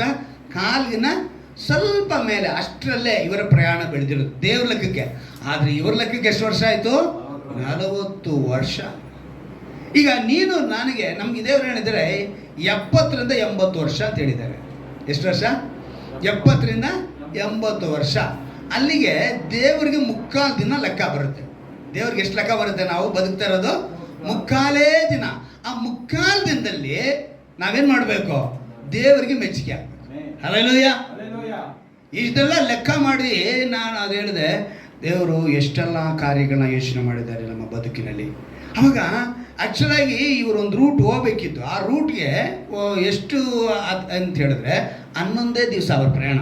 ಎಷ್ಟು ದಿವಸ? 11 ದಿವಸ. ಆಮೇಲೆ ಅವರು ಅಂದರೆ 11 ದಿವಸ ಎಲ್ಲಿಗೆ ಬರ್ತಾರೆ ಅಂದರೆ ಬಾರ್ಡರ್ಗೆ ಬರ್ತಾರೆ, ಸರಹದ್ದು. ಕಾದೇಶ್ ಬರ್ನೆ ಅನ್ನೋ ಜಾಗಕ್ಕೆ ಅವ್ರು ಬರಬೇಕು. ಇದೆಲ್ಲ ನೀವು ಅರಣ್ಯಕಾಂಡದಲ್ಲಿ 13ನೇ ಅಧ್ಯಾಯದಲ್ಲಿ 25-26ನೇ ವಾಕ್ಯದಲ್ಲೂ, ಧರ್ಮೋಪದೇಶಕಾಂಡ 1ನೇ ಅಧ್ಯಾಯ 2ನೇ ವಾಕ್ಯದಲ್ಲಿ ಗಮನಿಸ್ಬೋದು. ನಾನು ವಿಷಯ ಹೇಳಿ ಮುಂದಕ್ಕೆ ಹೋಗ್ತೀನಿ. ಅಲ್ಲಿ ಬರೆಯಲ್ಪಟ್ಟಿದೆ. ಏನಂದ್ರೆ ಬರೆಯಲ್ಪಟ್ಟಿದೆ, ಅವ್ರು ಕಾದೇಶ್ ಬರ್ನಿಗೆ ಬರೋದಕ್ಕೆ 11 ದಿವಸ ಆಗೋಯ್ತು. ಈ ಅರಣ್ಯಕಾಂಡದಲ್ಲಿ ಬರೆದಿದ್ದಾನೆ, ನೀನು ಹೋಗ್ಬಿಟ್ಟು ಅದನ್ನು ಜಾಗ ನೋಡ್ಕೊಂಬರ್ರಿ ಅಂತೇಳಿ. ಅವರು 40 ದಿನ ಹೋಗ್ತಾರೆ. ಎಷ್ಟು ದಿವಸ ಹೋಗ್ತಾರೆ?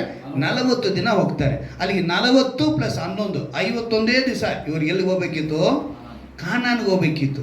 ಆದರೆ ಮೋಶೆ ಏನು ಹೇಳಿದ್ರು, ನಾನೊಂದು ಮಾರ್ಗನ ಇದನ್ನು ಪ್ಲ್ಯಾನ್ ಮಾಡಿದ್ದೀನಿ, ನಾವು ಇಷ್ಟು ದಿವಸಕ್ಕೆ ಹೋಗ್ಬಿಡ್ಬೋದು ಅಂತೇಳಿ ಮೋಶೆ ಪ್ಲ್ಯಾನ್ ಮಾಡೋದು. ಆದರೆ ದೇವರು ಹೇಳೋದ್ರ, Moses, I am not working on your plan. ಏನಂತ ಹೇಳ್ತಿದ್ದಾರೆ? ನಾನು ನಿನ್ನ ಪ್ಲ್ಯಾನ್ ಮೇಲೆ ಹೋಗಲ್ಲಪ್ಪ. I am sorry.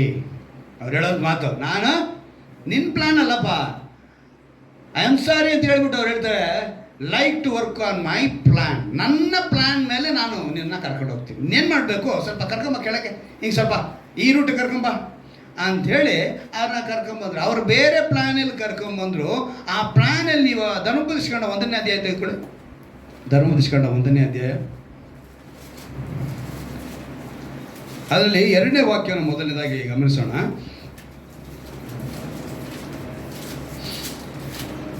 ಧರ್ಮೋಪದೇಶಕಾಂಡ 1ನೇ ಅಧ್ಯಾಯದ 2ನೇ ವಾಕ್ಯ. ಓರೇಬಿನಿಂದ ಸೇಯೀರ್ ಬೆಟ್ಟಗಳ ಮಾರ್ಗವಾಗಿ ಕಾದೇಶ್ ಬರ್ನೇಯದವರೆಗೆ 11 ದಿನದ ದಾರಿ. ಇಷ್ಟೇ ದಾರಿ. ಯಾವುದು? ಎಷ್ಟು? ಕಾದೇಶ್ ಬರ್ನೆ ಅಂದ್ರೆ ಬಾರ್ಡರ್ವರೆಗೂ ಎಷ್ಟು ದಿವಸ? 11 ದಿವಸ. ನೆಕ್ಸ್ಟ್ ಈಗ 4ನೇ ವಾಕ್ಯ ಓದಿ. ಅದೇ ಇಸ್ರಾಯೇಲರು ಐಗುಪ್ತ ದೇಶವನ್ನು ಬಿಟ್ಟು 40ನೆಯ ವರ್ಷದ 11ನೆಯ ತಿಂಗಳಿನ ಮೊದಲನೆಯ ದಿನದಲ್ಲಿ ಯೆಹೋವನು ತನಗೆ ಆಜ್ಞಾಪಿಸಿದನೆಲ್ಲ ಇಸ್ರಾಯೇಲರಿಗೆ ತಿಳಿಸಿದನು. ಎಷ್ಟನೇ ವರ್ಷಕ್ಕೆ? 41. ಅಲ್ಲಿಗೆ 41 ವರ್ಷ ಅವ್ರನ್ನ ಅರಣ್ಯ ಮಾರ್ಗವಾಗಿ ನಡೆಸ್ಕೊಂಡು ಬಂದ್ರು. ಯೋಚನೆ ಮಾಡಿ, ನಾವು ಗಮನಿಸ್ಬೇಕಾದ ಏನಂತ ಹೇಳಿದ್ರೆ, ಮೋಶೆ ಹೇಳ್ತಾರೆ, ಇದು ನನ್ನ ಮಾರ್ಗವಲ್ಲ, ದೇವರ ಮಾರ್ಗ ಅಂತ ಹೇಳ್ತಾರೆ. ನಾನೊಂದು ಪ್ಲ್ಯಾನ್ ಇಟ್ಟೆ, ಆದರೆ ದೇವರು ನಿಮಗೆ ಬೇರೆ ಪ್ಲ್ಯಾನ್ ಇಟ್ಟಿದ್ದಾರೆ ಅಂತ ಹೇಳಿದ ತಕ್ಷಣ ಜನ ಏನಂತ ಹೇಳಿರ್ತಾರೆ, ಹೌದಪ್ಪ ನೀನು ಮನುಷ್ಯ, ನೀನು ಹೇಳಿದ್ರೆ ಸರಿಗಿರಲ್ಲ ದಾರಿ, ದೇವ್ರು ಹೇಳಿದ ಮೇಲೆ ಏನಾಗಿರುತ್ತೆ? ಸರಿನೇ ಇರುತ್ತೆ ಅಂತ ಹೇಳಿ ಅವರೆಲ್ಲ ಏನು ಮಾಡಿದ್ರು? ಇಸ್ರಾಯೇಲರು ಮೋಶೆಗಿಂತ ದೇವರ ಮಾತು, ದೇವರ ಮಾರ್ಗ ಒಳ್ಳೆಯದು, ಸರಿ ಅಂತ ಹೇಳಿ ಕೊನೆಗೆ ಏನಾಯ್ತು ಗೊತ್ತಾ? ಎಲ್ಲಿ ಬಂದು ನಿಂತ್ಕೊಂಡಿದ್ದಾರೆ? ಕೆಂಪು ಸಮುದ್ರದ ಬಂದು ನಿಂತು ಬಿಟ್ಟಿದ್ದಾರೆ. ಎಲ್ಲಿ ಬಂದಿದ್ದಾರೆ? ಈಗ ಮುಂದೆ ಕೆಂಪು ಸಮುದ್ರ ಇದೆ, ಎಡಗಡೆ ನೋಡಿದ್ರೆ ಬಲಗಡೆ ನೋಡಿದ್ರೆ ಪರ್ವತಗಳು, ಬೆಟ್ಟಗಳು, 2 ಸೈಡು ಪರ್ವತ ಮತ್ತು ಬೆಟ್ಟ. ಮುಂದೆ ನೋಡಿದ್ರೆ ಸಮುದ್ರ, ಹಿಂದೆ ನೋಡಿದ್ರೆ ಫರೋಹನ ಸೈನ್ಯ. ಏನಂತ ಹೇಳಿರ್ತಾರೆ? ಮೋಶೆ, ನಾಟಕ ತಾನೇ ಮಾಡಿದ್ದು ನೀನು, ದೇವ್ರ ಪ್ಲ್ಯಾನ್ ಅಂತ ಹೇಳ್ಬಿಟ್ಟು ನಿನ್ನ ಪ್ಲ್ಯಾನಲ್ಲಿ ಕರ್ಕೊಂಬಂದು ಎಲ್ಲೋ ಗಂಜಿನೋ ಏನೋ ಒಂದು ತಿನ್ಕೊಂಡು ಅಲ್ಲಿ ಇದ್ವಪ್ಪ, ನಮ್ಮನ್ನ ಕರ್ಕೊಂಬಂದು ಸಮುದ್ರದಲ್ಲಿ ಮುಳಿಸ ಕರ್ಕೊಂಬಂದಲ್ಲ ಅಂತೇಳಿ ಏನು ಮಾಡಿದ್ರು ಅವರು? ಗುಣಗುಟ್ಟಿದರು. ಅವ್ರೇನು ಮಾಡಿದ್ರು ಅವರು? ಮೋಶೆ ನೋಡಿ, ಅಂದರೆ ಈಗ ನಾವೊಂದೇ ನಿಮ್ಗೆ ಹೇಳ್ತೀನಿ, ನಾವೆಲ್ಲನ ಹೋಗಬೇಕು ಅಂತ ಇಟ್ಕೊಳ್ಳೋಣ, ಯಾವುದೋ ಒಂದು ಊರಿಗೆ ಹೋಗ್ಬೇಕು ಏನೋ. ಆ ಊರಿಗೆ ಹೋಗ್ಬೇಕು ಅಂದರೆ ನಮ್ಮ ಫ್ರೆಂಡ್ ಯಾರೋ ಹೋಗ್ಬಿಟ್ಟು ಬಂದಿದೆ, ನೀನು ಹೋಗಿ ಬಂದಿಲ್ಲ, ಅದು ರೂಟ್ ಹೇಳು ಅಂತ ಹೇಳಿದ ತಕ್ಷಣ ಅವನೊಂದು ರೂಟ್ ಹೇಳ್ತಾನೆ. ಆ ರೂಟ್ ನೋಡಿದ್ರೆ ಬರೀ ಹಳ್ಳ ದಿಣ್ಣೆ, ರೋಡೇ ಸರಿ ಇಲ್ಲ. ನಾವೇನು ಮಾಡ್ತೀವಿ? ಡೇ ನೆಕ್ಸ್ಟ್ ಏನೋ ನೀನು ರೂಟ್ ಗೀಟ್ ಹೇಳಿದ್ರೆ ಏನು ಮಾಡ್ತೀವಿ ಅಂತ ಹೇಳ್ತೀವಿ. ಈಗ ಮೋಶೆ ಗತಿ ಹಂಗೆ ಆಗೋಯ್ತು ಪಾಪ. ಯಾವ್ರು ಹೇಳಿದ್ರು ನನ್ನ ಪ್ಲ್ಯಾನ್ ಇದೆ ಅಂತ, ಆದರೆ ದೇವ್ರು ಹೇಳಿದ್ರು ನಿನ್ನ ಪ್ಲ್ಯಾನ್ ಅಲ್ಲಪ್ಪ, ನನ್ನ ಪ್ಲ್ಯಾನಲ್ಲಿ ಕರ್ಕೊಂಡು ಹೋದ್ಮೇಲೆ ಅಲ್ಲಿ ಏನಾಯಿತು? ಸಮುದ್ರ ಮುಂದೆ ನಿಂತುಬಿಡ್ತು. ಇವರೆಲ್ಲ ಏನು ನೋಡ್ತಿದ್ದಾರೆ? ಮುಂದೆ ಸಮುದ್ರನ, ಎಡ ಬಲ ಪರ್ವತ ಗುಡ್ಡ, ಎಲ್ಲೂ ಓಡಿ ಬಚ್ಚಿಟ್ಕೊಳ್ಳೋಕ್ಕೂ ಸಾಧ್ಯವಿಲ್ಲ. ಸುಮಾರು 20 ಲಕ್ಷ ಜನ ಲೆಕ್ಕ, 6 ಲಕ್ಷ ಪುರುಷರು, ಅಂದರೆ ಆವಾಗಿನ ಆಧಾರ್ ಕಾರ್ಡ್ ಲೆಕ್ಕ ಹೇಳ್ತಾ ಇರೋದು. 6 ಲಕ್ಷ ಏನೋ 6 ಲಕ್ಷ ಪುರುಷರು ಮಾತ್ರ, ಇನ್ನು ಹೆಂಗಸರು ಲೆಕ್ಕ ಮಾಡಿಲ್ಲ, ಮಕ್ಕಳು ಲೆಕ್ಕ ಮಾಡಿಲ್ಲ. ಚರಿತ್ರೆಗಾರ ಹೇಳ್ತಾರೆ ಒಂದು 20 ಲಕ್ಷ ಜನ ಅಂತ. 20 ಲಕ್ಷ ಜನ ನಮ್ಮವರಲ್ಲಿ ಇಬ್ಬರನ್ನ ಕರ್ಕೊಂಡು ಹೋಗೋಷ್ಟಿಗೆ ನಾವು ನಮಗೆ ನಾಯ್ಪಾಡಾಗೋಗುತ್ತೆ. ಯಾರನ್ನ? ಇಬ್ಬರನ್ನ ಬಸ್ಸಲ್ಲಿ ಒಂದು ಊರಿಗೆ ಕರ್ಕೊಂಡು ಹೋಗೋಷ್ಟಿಗೆ ನಮ್ಗೇನಾಗುತ್ತೆ? ನಾಯ್ಪಾಡಾಗೋದು. ಆದರೆ ಆ ಲೀಡರ್, ಮೋಶೆ ಎಂಬ ಲೀಡರ್, ನಾಯಕ 20 ಲಕ್ಷ ಜನರನ್ನ ಕರ್ಕೊಂಡು ಹೋಗಿದ್ದಾನೆ.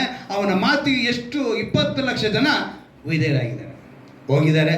ನೋಡಿದ್ರೆ ಹಿಂಗೆ ಆಗೋಯ್ತು. ಈಗ ಏನು ಮಾಡೋದು ಬೇಕು? ಕೆಂಪು ಸಮುದ್ರ ಮುಂದೆ ಇಸ್ರಾಯೇಲರಿಗೆ ಕಾಣಿಸಿದ್ದು ಒಂದೇ ರೀತಿ, ಮೋಶೆಗೂ ಕಾಣಿಸಿದ್ದು ಅದೇ ಸಮುದ್ರನೇ, ಇಸ್ರಾಯೇಲರಿಗೆ ಕಾಣಿಸಿದ್ದು ಅದೇ ಸಮುದ್ರನೇ.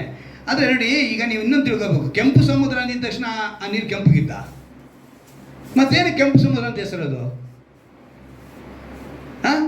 ಯಾವತ್ತನ ಪ್ರಶ್ನೆ ಮಾಡ್ಕೊಂಡಿದ್ದೀರಾ ನಿಮ್ಮನ್ನು ನೀವೇ?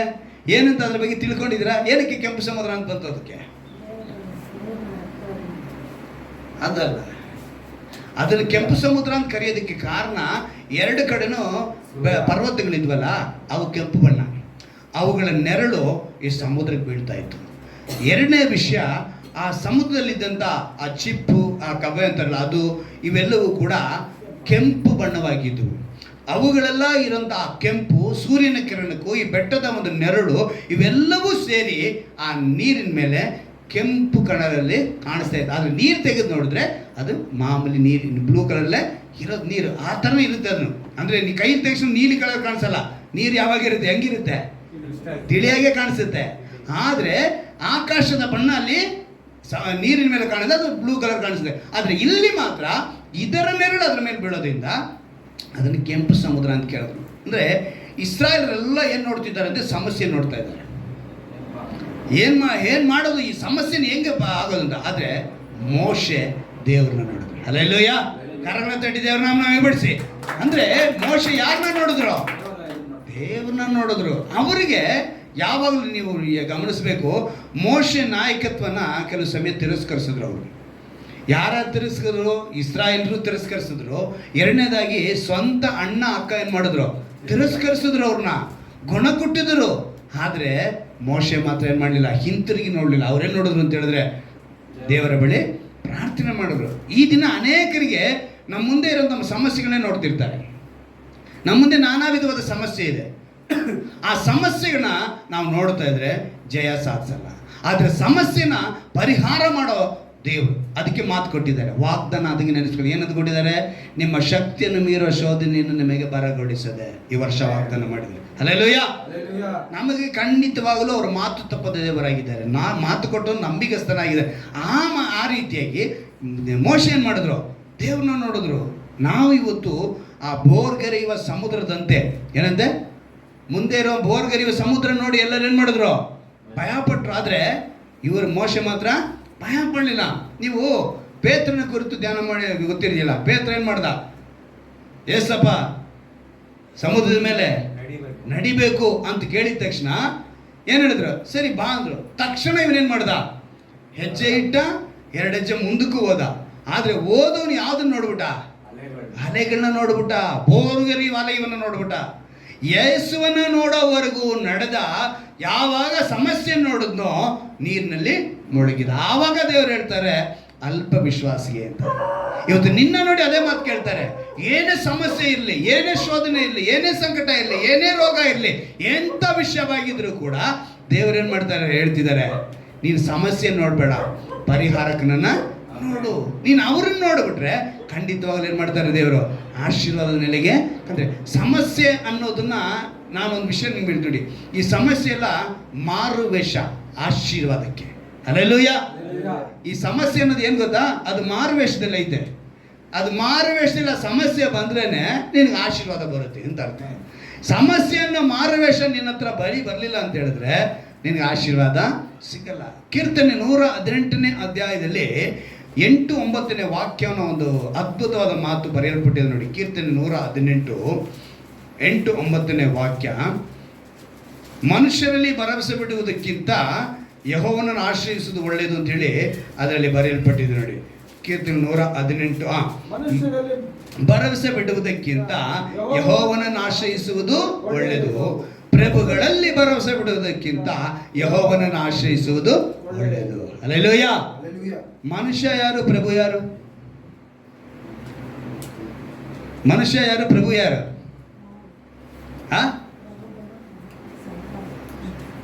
ಮನುಷ್ಯ ಅಂದ್ರೆ ಕಾಮನ್ ಮ್ಯಾನ್, ಪ್ರಭು ಅಂದ್ರೆ ಅಧಿಕಾರದಲ್ಲಿರೋರು.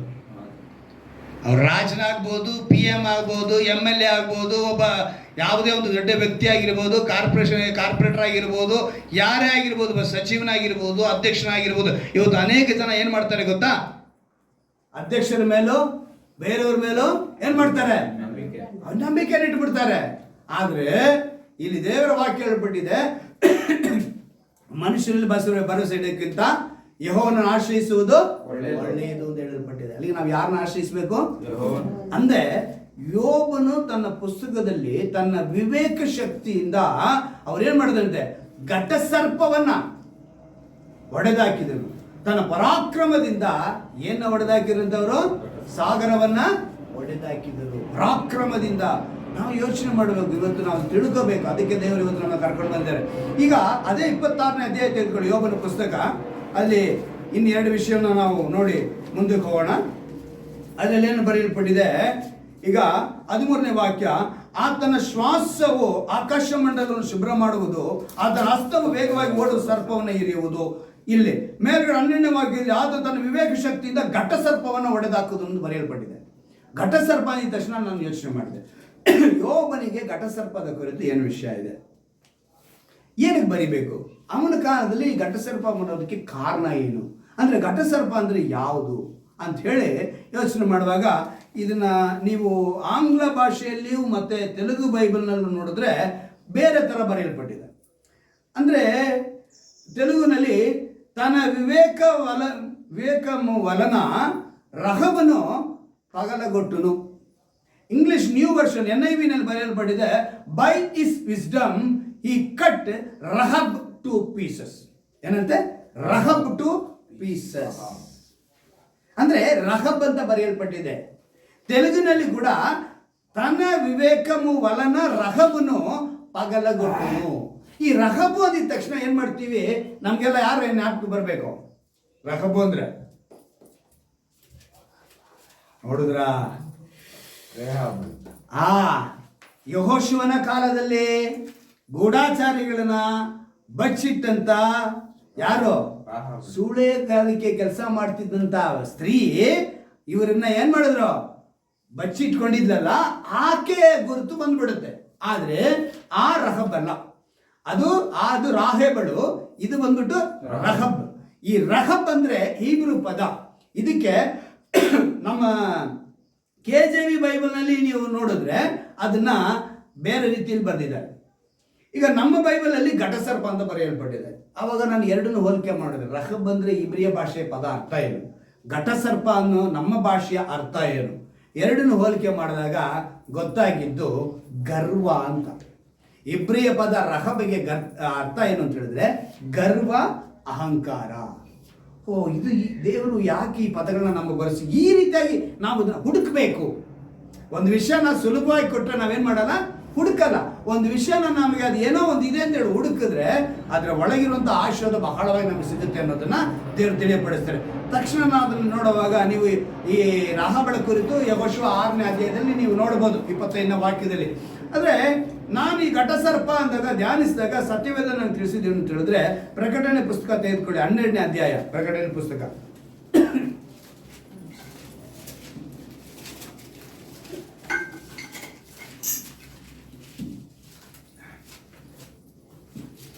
ಪ್ರಕಟಣೆ ಪುಸ್ತಕ, ಪ್ರಕಟಣೆ ಪ್ರವಾದಿಯ ಗ್ರಂಥ ಅಂತ ಇಟ್ಕೋಣ, 12ನೇ ಅಧ್ಯಾಯ. ಅದರಲ್ಲಿ ಒಂದು ಮಾತನ್ನು ನಿಮಗೆ ತಿಳಿಯಪಡಿಸ್ತೀನಿ, ಗಮನ ಇಟ್ಟು ಕೇಳಿ. ನಿಮ್ಮ ಸತ್ಯವೇದದಲ್ಲಿ ಆ ಮಾತುಗಳೆಲ್ಲ ಇದೆ ಅಂತ ನೀವು ನೋಡಬೇಕು. ಅವಾಗ ನಾನು ಓದ್ಬೇಕಿದ್ರೆ 12ನೇ ಅಧ್ಯಾಯದಲ್ಲಿ ನಾನು 7ನೇ ವಾಕ್ಯದ ಓದ್ತೀನಿ, ಗಮನ ಇಟ್ಟು ಕೇಳಿ. ಪರಲೋಕದಲ್ಲಿ ಯುದ್ಧ ನಡೆಯಿತು. ಮಿಕಾಯೇಲನು ಅವನ ದೂತರು ಘಟಸರ್ಪನ ಮೇಲೆ ಯುದ್ಧ ಮಾಡುವುದಕ್ಕೆ ಹೊರಟರು. ಘಟಸರ್ಪನು ಅವನ ದೂತರು ಯುದ್ಧ ಮಾಡಿ ಸೋತು ಹೋದರು ಮತ್ತು ಪರಲೋಕದೊಳಗೆ ಅವರಿಗೆ ಸ್ಥಾನವು ತಪ್ಪಿ ಹೋಯಿತು. ಭೂಲೋಕದವರನ್ನೆಲ್ಲ ಮರಳುಗೊಳಿಸುವ ಆ ಮಹಾ ಘಟಸರ್ಪನು, ಅಂದರೆ ಪಿಶಾಚನೆಂತಲೂ ಸೈತಾನನೆಂತಲೂ ಹೆಸರುಳ್ಳ ಪುರಾತನ ಸರ್ಪವು ದಬ್ಬಲ್ಪಟ್ಟು ಭೂಮಿಗೆ ಬಿದ್ದನು. ಅವನ ದೂತರು ಅವನೊಂದಿಗೆ ದಬ್ಬಲ್ಪಟ್ಟರು. ಆಗ ಪರಲೋಕದಲ್ಲಿ ಮಹಾಶಬ್ದವನ್ನ ಕೇಳಿದನು. ಈಗ ಘಟಸರ್ಪ ಅಂದ್ರೆ ಯಾರು? ಪಿಶಾಚನೆಂತಲೂ ಸೈತಾನನೆಂತಲೂ ಅಂತ ಆಯ್ತು. ಈಗ ಸೈತಾನ ಯಾರು ಅಂತೇಳಿ ನಾವು ನೋಡುವಾಗ ಪ್ರವಾದಿ ಯೆಶಾಯ 14ನೇ ಅಧ್ಯಾಯದಲ್ಲಿ ಅವನ ಕುರಿತು ಬರೆಯಲ್ಪಟ್ಟಿದೆ. ದಬ್ಬಲ್ಪಟ್ಟವನು ಯಾರು ಅಂತ ಹೇಳಿ ಅದರಲ್ಲಿ ಬರೆಯಲ್ಪಟ್ಟಿದೆ. ಪ್ರವಾದಿ ಯೆಶಾಯನ ಗ್ರಂಥ 14ನೇ ಅಧ್ಯಾಯದಲ್ಲಿ ಈ ಮಾತನ್ನು ನಾವು ಗಮನಿಸ್ತೀವಿ. ಏನಂತ ಬರೆಯಲ್ಪಟ್ಟಿದೆ ಅಂತ ಹೇಳಿದ್ರೆ 13ನೇ ವಾಕ್ಯದಲ್ಲಿ, ನೀನು ನಿನ್ನ ಮನಸ್ಸಿನಲ್ಲಿ ನಾನು ಆಕಾಶಕ್ಕೆ ಹತ್ತಿ ಉತ್ತರ ದಿಕ್ಕಿನ ಕಟ್ಟ ಕಡೆ ಇರುವ ಸ್ವರಗಣ ಪರ್ವತದಲ್ಲಿ ನನ್ನ ಸಿಂಹಾಸನವನ್ನು ದೇವರ ನಕ್ಷತ್ರಗಳಿಗಿಂತ ಮೇಲೆ ಏರಿಸಿ ಆಸೀನನಾಗುವೆನು ಅಂತ ಗರ್ವದಿಂದ ನೆನೆಸ್ಕೊಳ್ತಾನೆ. ಯಾರು? ಸೈತಾನ. ಅಂದ್ರೆ ದೇವರು ಅವನಿಗೆ ಎಲ್ಲಾ ಅಧಿಕಾರವನ್ನು ಕೊಟ್ಟಿದ ತಕ್ಷಣ ತಾನು ಅದಕ್ಕಿಂತ ಮೇಲೆ ಹೋಗಿ ಕುತ್ಕೊಳ್ತೀನಿ. ಎಲ್ಲಿಗೆ ಹೋಗಿ ಕುಳಿತುಕೊಳ್ತೀನಿ ಅಂತ ಹೇಳ್ತಾನೆ? ಉನ್ನತ ಮೇಘ ಮಂಡಲದ ಮೇಲೆ ಏರಿ ಉನ್ನತೋನ್ನತನಿಗೆ ಸರಿ ಸಮಾನನಾಗುವೆನು ಅಂದುಕೊಂಡಿದ್ಯಲ್ಲ. ಅವ್ನು ಹಂಗ ಅಂದುಕೊಂಡಿದ ತಕ್ಷಣ ದೇವರು ಹೇಳ್ತಾರೆ, ಆದರೆ ನೀನು ಪಾತಾಳಕ್ಕೆ, ಅದೋ ಲೋಕದ ಅಗಾಧ ಸ್ಥಳಕ್ಕೆ ತಳ್ಳಲ್ಪಡುತ್ತೀರಿ. ದೊಬ್ಬಲ್ಪಟ್ಟಂತ ಪಿಶಾಚನು ಅಂದು ದೊಬ್ಬಲ್ಪಟ್ಟವನೇ ಘಟಸರ್ಪಕ್ಕೆ ಹೋಲಿಕೆ. ಅಂದ್ರೆ ಗರ್ವ ಅಹಂಕಾರಕ್ಕೆ ಗುರುತಾಗಿದ್ದಾನೆ ಸೈತಾನನು. ಅಲ್ಲಿಗೆ ರಹಬು ಅನ್ನೋ ಅರ್ಥ ಏನು? ಗರ್ವ. ಅಲ್ಲಿಗೆ ಯೋಬನದನ್ನ ಬರೆಯೋದಕ್ಕೆ ಕಾರಣ ಏನು ಅಂತ ಹೇಳಿದ್ರೆ, ದೇವರು ಗರ್ವದಿಂದ ಇರುವವರನ್ನ ಹೊಡೆದಾಕ್ತಾನೆ. ಗರ್ವದಲ್ಲಿ ಇರೋರನ್ನ, ಅಹಂಕಾರದಲ್ಲಿ ಇರೋರನ್ನ ಏನ್ ಮಾಡ್ತಾನೆ? ಒಡೆದಾಗ್ತಾನೆ ಅಂತ ಹೇಳಿ ಬರೆಯಲ್ಪಟ್ಟಿದೆ. ಅಲ್ಲಿಗೆ ಸೈತಾನನ ಗುಣಗಳು, ಅವನ ತಂತ್ರೋಪಾಯಗಳು ನಮ್ಮಲ್ಲಿ ಕೆಲಸ ಮಾಡದಂತೆ ಆ ಗರ್ವವು ಅಹಂಕಾರವು ನಮ್ಮಲ್ಲಿ ಬರಬಾರದು. ಅದಕ್ಕೆ ಯಾಕೋಬನಲ್ಲಿ ಏನ್ ಹೇಳ್ತಿರ್ತಾನೆ? ನೀವು ಯಾರನ್ನ ದೇವರು ಹೇಳ್ತಾರೆ, ದೀನರಿಗಾದ್ರೂ ಕೃಪೆ ನನಗೋಸ್ಕರ ಅಹಂಕಾರಿಗಳನ್ನು ಎದುರಿಸುತ್ತೇನೆ ಅಂತ ಹೇಳ್ತಾರೆ. ನಾವು ಅಹಂಕಾರಿಗಳಾಗಿ ಇರಬಾರ್ದು, ಸೈತಾನನ್ನು ಎದುರಿಸಬೇಕು. ಆಗ ಅವನೇನ್ ಮಾಡ್ತಾನೆ? ಓಡಿ ಹೋಗ್ತಾನೆ. ಯಾಕೋಬನ ಪುಸ್ತಕದಲ್ಲಿ 4ನೇ ಅಧ್ಯಾಯದಲ್ಲಿ 6ನೇ ವಾಕ್ಯದಲ್ಲಿ ನಾನು ಗಮನಿಸಬಹುದು. ಅಂದ್ರೆ ಪರ್ವತ ಪ್ರಸಂಗದಲ್ಲಿ ದೇವರು ಒಂದು ಮಾತನ್ನು ಹೇಳ್ತಾರೆ. 5, 6, 7 3 ಯಾವ್ದಿದು? ಪರ್ವತ ಪ್ರಸಂಗ. 3 ಅಧ್ಯಾಯ ಸೇರಿ 111 ವಾಕ್ಯಗಳಿದೆ. 3 ಅಧ್ಯಾಯ ಸೇರಿ ಎಷ್ಟು ವಾಕ್ಯಗಳಿದೆ? 111 ವಾಕ್ಯಗಳಿದೆ. ಅದರಲ್ಲಿ ದೇವರು ಆ ಪರ್ವತ ಪ್ರಸಂಗ ಆರಂಭ ಮಾಡಿದ್ದೆ 2ನೇ ವಾಕ್ಯ ಹೇಳುತ್ತೆ, ಆತ್ಮದಲ್ಲಿ ಬಡವರು ಧನ್ಯರು, ಪರಲೋಕ ರಾಜ್ಯವು ಅವರದು. ಈ ಆತ್ಮದಲ್ಲಿ ಬಡವರು ಅಂತ ಹೇಳಿದ್ರೆ ಅರ್ಥ ಏನು? ಗರ್ವ ಇಲ್ಲದೆ ಇರುವವನು ಆತ್ಮದಲ್ಲಿ ಬಡವನಾಗಿದ್ದಾನೆ ಅಂತ ಅರ್ಥ. ಇಲ್ಲಿ ಬಡವನು ಅಂದ ತಕ್ಷಣ ಹರಕಲ್ ಬಟ್ಟೆ ಹಾಕೊಂಡು ತಿನ್ನಕ್ಕೆ ಕೂಳಿಲ್ಲದೆ ಇರೋನು ಅಂತ ಅಂದ್ಕೊಳ್ಳೋದಲ್ಲ. ಇಲ್ಲಿ ಬಡವನು ಯಾರು ಅಂತ ಹೇಳಿದ್ರೆ ಆತ್ಮದಲ್ಲಿ ಬಡವನು ಅಂತ ಹೇಳಿದ್ರೆ ಅಹಂಭಾವ ಇರಬಾರ್ದು, ಅಹಂಕಾರ ಇರಬಾರ್ದು, ಗರ್ವ ಇರಬಾರ್ದು. ಅಂತವ್ರು ಏನ್ ಹೇಳ್ತಾರೆ? ಆತ್ಮದಲ್ಲಿ ಬಡವರು. ಅವ್ರಿಗೇನ್ ಸಿಗುತ್ತೆ? ಪರಲೋಕ ರಾಜ್ಯವು ಸಿಗುತ್ತೆ ಅಂತ ಹೇಳ್ತಾರೆ. ಅಲ್ಲಿಗೆ ನಾವು ಚೆನ್ನಾಗಿ ಅರ್ಥ ಮಾಡ್ಕೋಬೇಕು. ಯೋಬನ ಮೂಲಕ ಆ ಮಾತನ್ನ ಅವ್ರು ಹೇಳೋದಕ್ಕೆ ಕಾರಣ, ಗರ್ವಿಷ್ಠರನ್ನು ಅವರು ಒಡೆದಾಕ್ತಾರೆ. ಗರ್ವ ಅನ್ನೋದು ನಮ್ಮಲ್ಲಿ ಇರಬಾರ್ದು. ನಮ್ಗೆಲ್ಲ ಗೊತ್ತು, ಬಾಬೇಲಿನ ಸಂಸ್ಥಾನದ ನೆಬೂಕದ್ನೆಚ್ಚರನು ಅಲ್ವಾ? ಅವನು ಎಂಥವನು ಅಂತ ಹೇಳಿದ್ರೆ, ಬಾಬೇಲ್ ಸಂಸ್ಥಾನ ಇವರಿಗೂ ಬ್ಯಾಬಿಲೋನ್ ಅಂದ್ರೆ ಒಂದು ದೊಡ್ಡ ಸಂಸ್ಥಾನ. ಅದು ಅವನ ಆಳ್ವಿಕೆಯಲ್ಲಿ ಅವನ ಅರಸನಾಗಿ ಅವನ ಚಕ್ರವರ್ತಿಯಾಗಿದ್ದಾಗ ಅವನಿಗೆ ಒಂದು ಕನಸು ಬೀಳುತ್ತೆ. ಆ ಕನಸು ಬಿದ್ದಾಗ ಯಾರೂ ಅರ್ಥ ಹೇಳಲ್ಲ.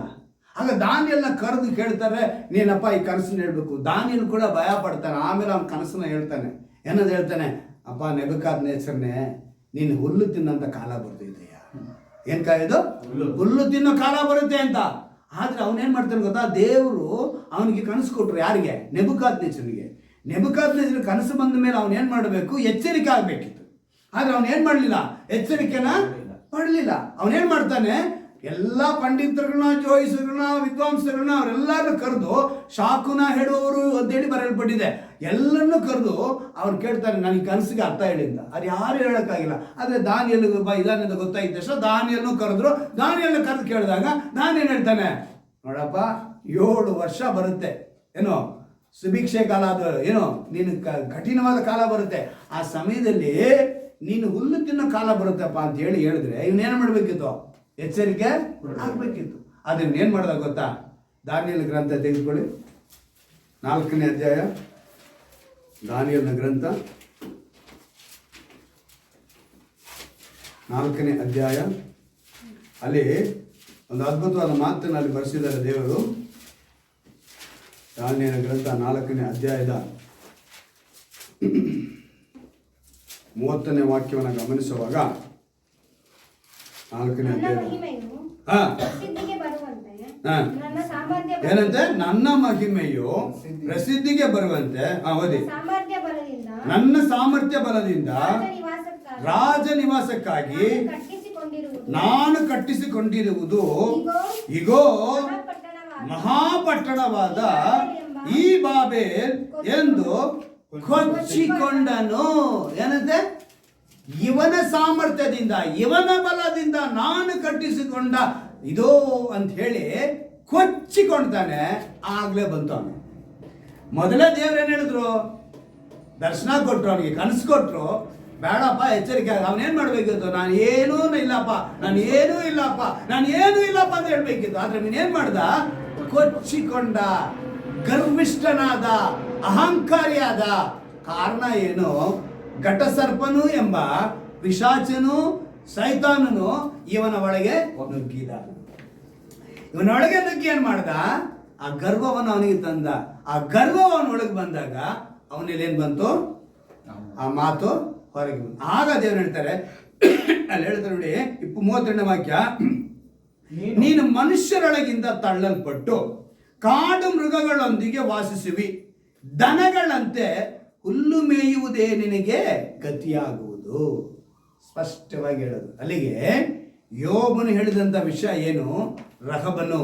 ಆ ರಹಬನ ಪದ ಇಂಗ್ಲಿಷ್ನಲ್ಲಿ, ಕನ್ನಡದಲ್ಲಿ ಘಟಸರ್ಪ. ಆ ಘಟಸರ್ಪನ ಒಡೆದಾಕುವನು ಅಂತ ಹೇಳಿದ್ರೆ ಗರ್ವಿಷ್ಠರನ್ನ ಒಡೆದಾಕುವನು ಅಂತೇಳಿ ಬರೆಯಲ್ಪಟ್ಟಿದೆ. ಅಲ್ಲಿಗೆ ನಾವಿವತ್ತು ಏನು ತಿಳ್ಕೋಬೇಕು? ನಾನು ಯಾವಾಗಲೂ ದೇವರ ಮುಂದೆ ಸಾಮಾನ್ಯವಾಗಿ ನಾನು ತಗ್ಗಿಸ್ಕೊಳ್ಬೇಕಂದ್ರೆ ಸುಮಾರು ಜನ ನನಗೆ ಹೇಳುವಂಥದ್ದು, ತುಂಬ ಸೀನ್ ಆಗ್ತಾರೆ. ಏನಂತೆ? ನಮ್ಗೇನು ಹೇಳ್ತಾರೆ? ಸೀನ್ ಆಗ್ತಾರೆ. ಅವ್ರು ಏನಾರ ಹೇಳ್ಕೊಳ್ಳಿ, ನಾವು ಸೀನ್ ಆಗ್ತೀವಿ ಅಂತ ಹೇಳಲಿ, ನಾಟಕ ಮಾಡ್ತಿದ್ದೀವಿ ಅಂತ ಹೇಳ್ಕೊಳ್ಳಿ. ಆದರೆ ದೇವ್ರ ಮುಂದೆ ನಾವೇನಾಗಿರ್ಬೇಕು? ತಗ್ಗಿಸ್ಕೊಂಡು. ಆ ತಗ್ಗಿಸುವಿಕೆನೇ ದೇವರು ಒಂದು ಸಭೆಯನ್ನು ಕೊಟ್ಟು ಇವತ್ತು ನಿಮ್ಮ ಮುಂದೆ ನಾನು ವಾಕ್ಯ ಹಂಚುವಂತ ಒಂದು ಭಾಗ್ಯವನ್ನು ಕೊಟ್ಟಿದ್ದೇನೆ. ಹಲ್ಲೆಲೂಯಾ. ಇನ್ನು ಅನೇಕರ ಕುಟುಂಬದಲ್ಲಿ ಸಮಾಧಾನ ಇಲ್ಲದ ಕಾರಣ ಏನು ಗೊತ್ತಾ? ಈ ತಗ್ಗಿಸುವಿಕೆ ಇಲ್ಲ. ಗಂಡನ ಜೊತೆ ಹೆಂಡತಿಗಿಲ್ಲ, ಹೆಂಡತಿ ಜೊತೆ ಗಂಡನಿಗಿಲ್ಲ, ಹೆತ್ತವರಿಗೆ ಮಕ್ಕಳೊಂದಿಗಿಲ್ಲ, ಮಕ್ಕಳಿಗೆ ಹೆತ್ತವರೊಂದಿಗಿಲ್ಲ. ಎಸ್ತರ್ ರಾಣಿಗೆ ಗೊತ್ತಲ್ಲ, 400 ಕನ್ಯೆಯರು ಬಂದರು. ಪುಸ್ತಕ ಬೈಬಲ್ನಲ್ಲಿ ಬರೆಯಲ್ಪಟ್ಟಿಲ್ಲ, ಪುಸ್ತಕದಲ್ಲಿ ಬರೆಯಲ್ಪಟ್ಟಿದೆ. ಆಕೆ ಕುರಿತು ಬರೆಯಲ್ಪಟ್ಟಿರೋ ಪುಸ್ತಕ ನಾನು ಓದಿನ, ಅದಕ್ಕೆ ಹೇಳ್ತಾ ಇದ್ದೀನಿ. 400 ಕನ್ಯೆಯರು ಬಂದ್ರಂತೆ. ಏನಕ್ಕೆ? ಅಹವೇಶ್ವರ ರಾಜನಿಗೆ ಅವನು ನಾನು ಮದುವೆ ಆಗ್ಬೇಕು ಅಂತ ಹೇಳಿದ ತಕ್ಷಣ ಎಲ್ಲರೂ ಬಂದಿದ್ದಾರೆ. 400 ಕನ್ಯೆಯರಲ್ಲಿ ಎಸ್ತರ್ ಮಾತ್ರ ಸೆಲೆಕ್ಟ್ ಆಗ್ತಾರೆ. ಕಾರಣ ದೇವರೊಂದಿಗೆ ಅವಳಿದ್ದಂಥ ಸಂಪರ್ಕ, ತಗ್ಗಿಸುವಿಕೆ. ಅವಳೇನಾದ್ಲು? ರಾಣಿಯಾದ್ಲು. ಕಾರಣ ಅವಳ ತಗ್ಗಿಸುವಿಕೆ. ಇವತ್ತು ನೀನು ನಾನು ಈ ವಾಕ್ಯದ ಪ್ರಕಾರ, ಯೋಬನ ಪುಸ್ತಕ ಮತ್ತೆ ತೆಗೆದುಕೊಳ್ಳಿ, ಅದರಲ್ಲಿ ಬರೆಯಲ್ಪಟ್ಟಿರೋ ಪ್ರಕಾರ ನಾವೇನಾಗಿರ್ಬೇಕು? ದೇವರ ಮಹಿಮೆಯ ಶಕ್ತಿಯನ್ನು, ಆತನ ವಿವೇಕ ಶಕ್ತಿಯಿಂದ ಘಟ ಸರ್ಪವನ್ನು ಹೊಡೆದಾಕಿದನು. ತನ್ನ ಪರಾಕ್ರಮದಿಂದ ಏನ್ ಮಾಡಿದಂಥವರು? ಸಮುದ್ರವನ್ನ, ಸಾಗರವನ್ನ ಹೊಡೆದಾಕಿದನು. ಅಲ್ಲಿಗೆ ಆತನ ಶಕ್ತಿ, ಆತನು ತನ್ನ ಅಗಮ್ಯವಾದ ಒಂದು ಆ ಬಲ, ಶಕ್ತಿ ಎಲ್ಲವೂ. 13ನೇ ವಾಕ್ಯ ಓದಿ, 26ನೇ ಅಧ್ಯಾಯದ 13ನೇ ವಾಕ್ಯ. ಆತನ ಶ್ವಾಸವು ಆಕಾಶ ಮಂಡಲವನ್ನು ಶುದ್ಧ ಮಾಡುವುದು. ಹಾ, ಆತನ ಹಸ್ತವು ವೇಗವಾಗಿ ಓಡುವ ಸರ್ಪವನ್ನು ಹಿಡಿಯುವುದು. ಹಾ, ವೇಗವಾಗಿ ಓಡ್ತಾ ಇದೆ ಇವತ್ತು ಸಮಾಜ, ಗರ್ವದಿಂದ ಓಡ್ತಾ ಇದೆ. ಏನ್ ಮಾಡ್ತಿದ್ದಾರೆ? ದೇವರು ಹಿಡಿದು ಇರಿಯುವರು. ದೇವರ ಮುಂದೆ ಯಾವುದಿಲ್ಲ. ಅದಕ್ಕೆ ನೆಬೂಕದ್ನೆಚ್ಚರ್ ಸ್ಟೋರಿ ಹೇಳಿದ್ದು. ನೆಬೂಕದ್ನೆಚ್ಚರ್ ನೆನೆಸ್ಕೊಂಡ ಮನಸ್ಸಿನಲ್ಲಿ ಅಷ್ಟೇ ಹುಲ್ಲುಮೆ ಅಂತ ಕಾಲ ಬಂದ್ಬಿಡ್ತು ಅಲ್ವಾ? ದಾವೀದನ ನೋಡಿ, ಯಾವತ್ತೂ ದೇವ್ರನ್ನ ಹೆಚ್ಚಿಸ್ತಾನೆ ಇರ್ತಾನೆ. ದಾವೀದನ ಮುಂದೆ ಗೋಲಿಯಾತನ ನಿಂತಾಗ 6.5 ಮೊಳ ಅಂತ ಬರೆಯಲ್ಪಟ್ಟಿದೆ. ಆಯ್ತಾ? ದಾವೀದನು ಕುಳ್ಳಕ್ಕೆ ಇದ್ದ, ಅವ್ರ ಅಣ್ಣಂದ್ರೆಲ್ಲ ದೊಡ್ಡದವರಾಗೇ ಇದ್ರು.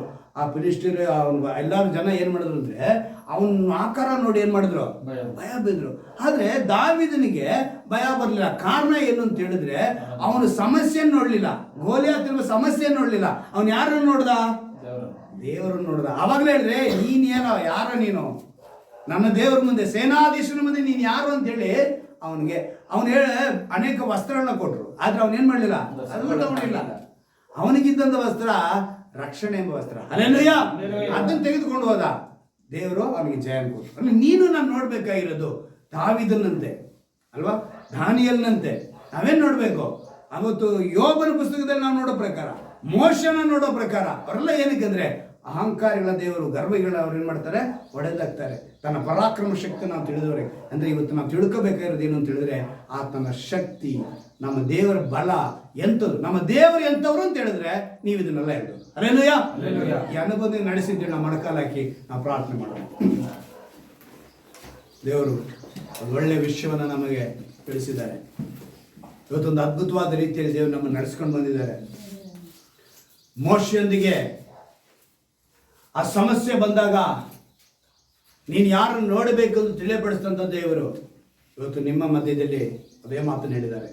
ನೀವು ಯಾರನ್ನು ನೋಡಬೇಕು ಅಂತ ಹೇಳಿದ್ರೆ ಸಮಸ್ಯೆಯನ್ನೆಲ್ಲ, ಆ ಸಮಸ್ಯೆಯನ್ನು ಪರಿಹಾರ ಮಾಡುವ ದೇವರನ್ನ ನೋಡಬೇಕಂತೇಳಿ ದೇವರು ಇವತ್ತು ನಿಮಗೆ ತಿಳಿಯಪಡಿಸ್ತಿದ್ದಾರೆ. ದೇವರು ಕೊಟ್ಟಂಥ ಮಾತಿನಂತೆ ನೀವು ನಡೆದುಕೊಳ್ಳಬೇಕಾಗಿದೆ. ದೇವರು ಆಶೀರ್ವದಿಸುವರಾಗಿದ್ದಾರೆ. ಅವರ ಅದ್ಭುತವಾದ ಕ್ರಿಯೆಗಳನ್ನು ಮಾಡುವವರಾಗಿದ್ದಾರೆ. ಇವತ್ತಿಗೂ ಅದ್ಭುತ ಮಾಡ್ತಾರೆ. ಅವರಿಗೆ ಅಸಾಧ್ಯವಾದದ್ದು ಇಲ್ಲ. ಆದರೆ ಅವರು ಅಹಂಕಾರಿಗಳು ಎದುರಿಸುವವರಾಗಿದ್ದಾರೆ.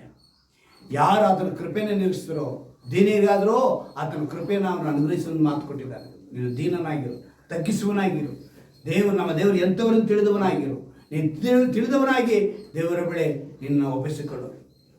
ನೆಬೂಕದ್ನೆಚ್ಚರನಂತೆ ಗರ್ವವು ನಮಗೆ ಬೇಕಾಗಿಲ್ಲ. ದಾವೀದನಂತೆ ತಗ್ಗಿಸುವಿಕೆ ನಮಗೆ ಬೇಕಾಗಿದೆ.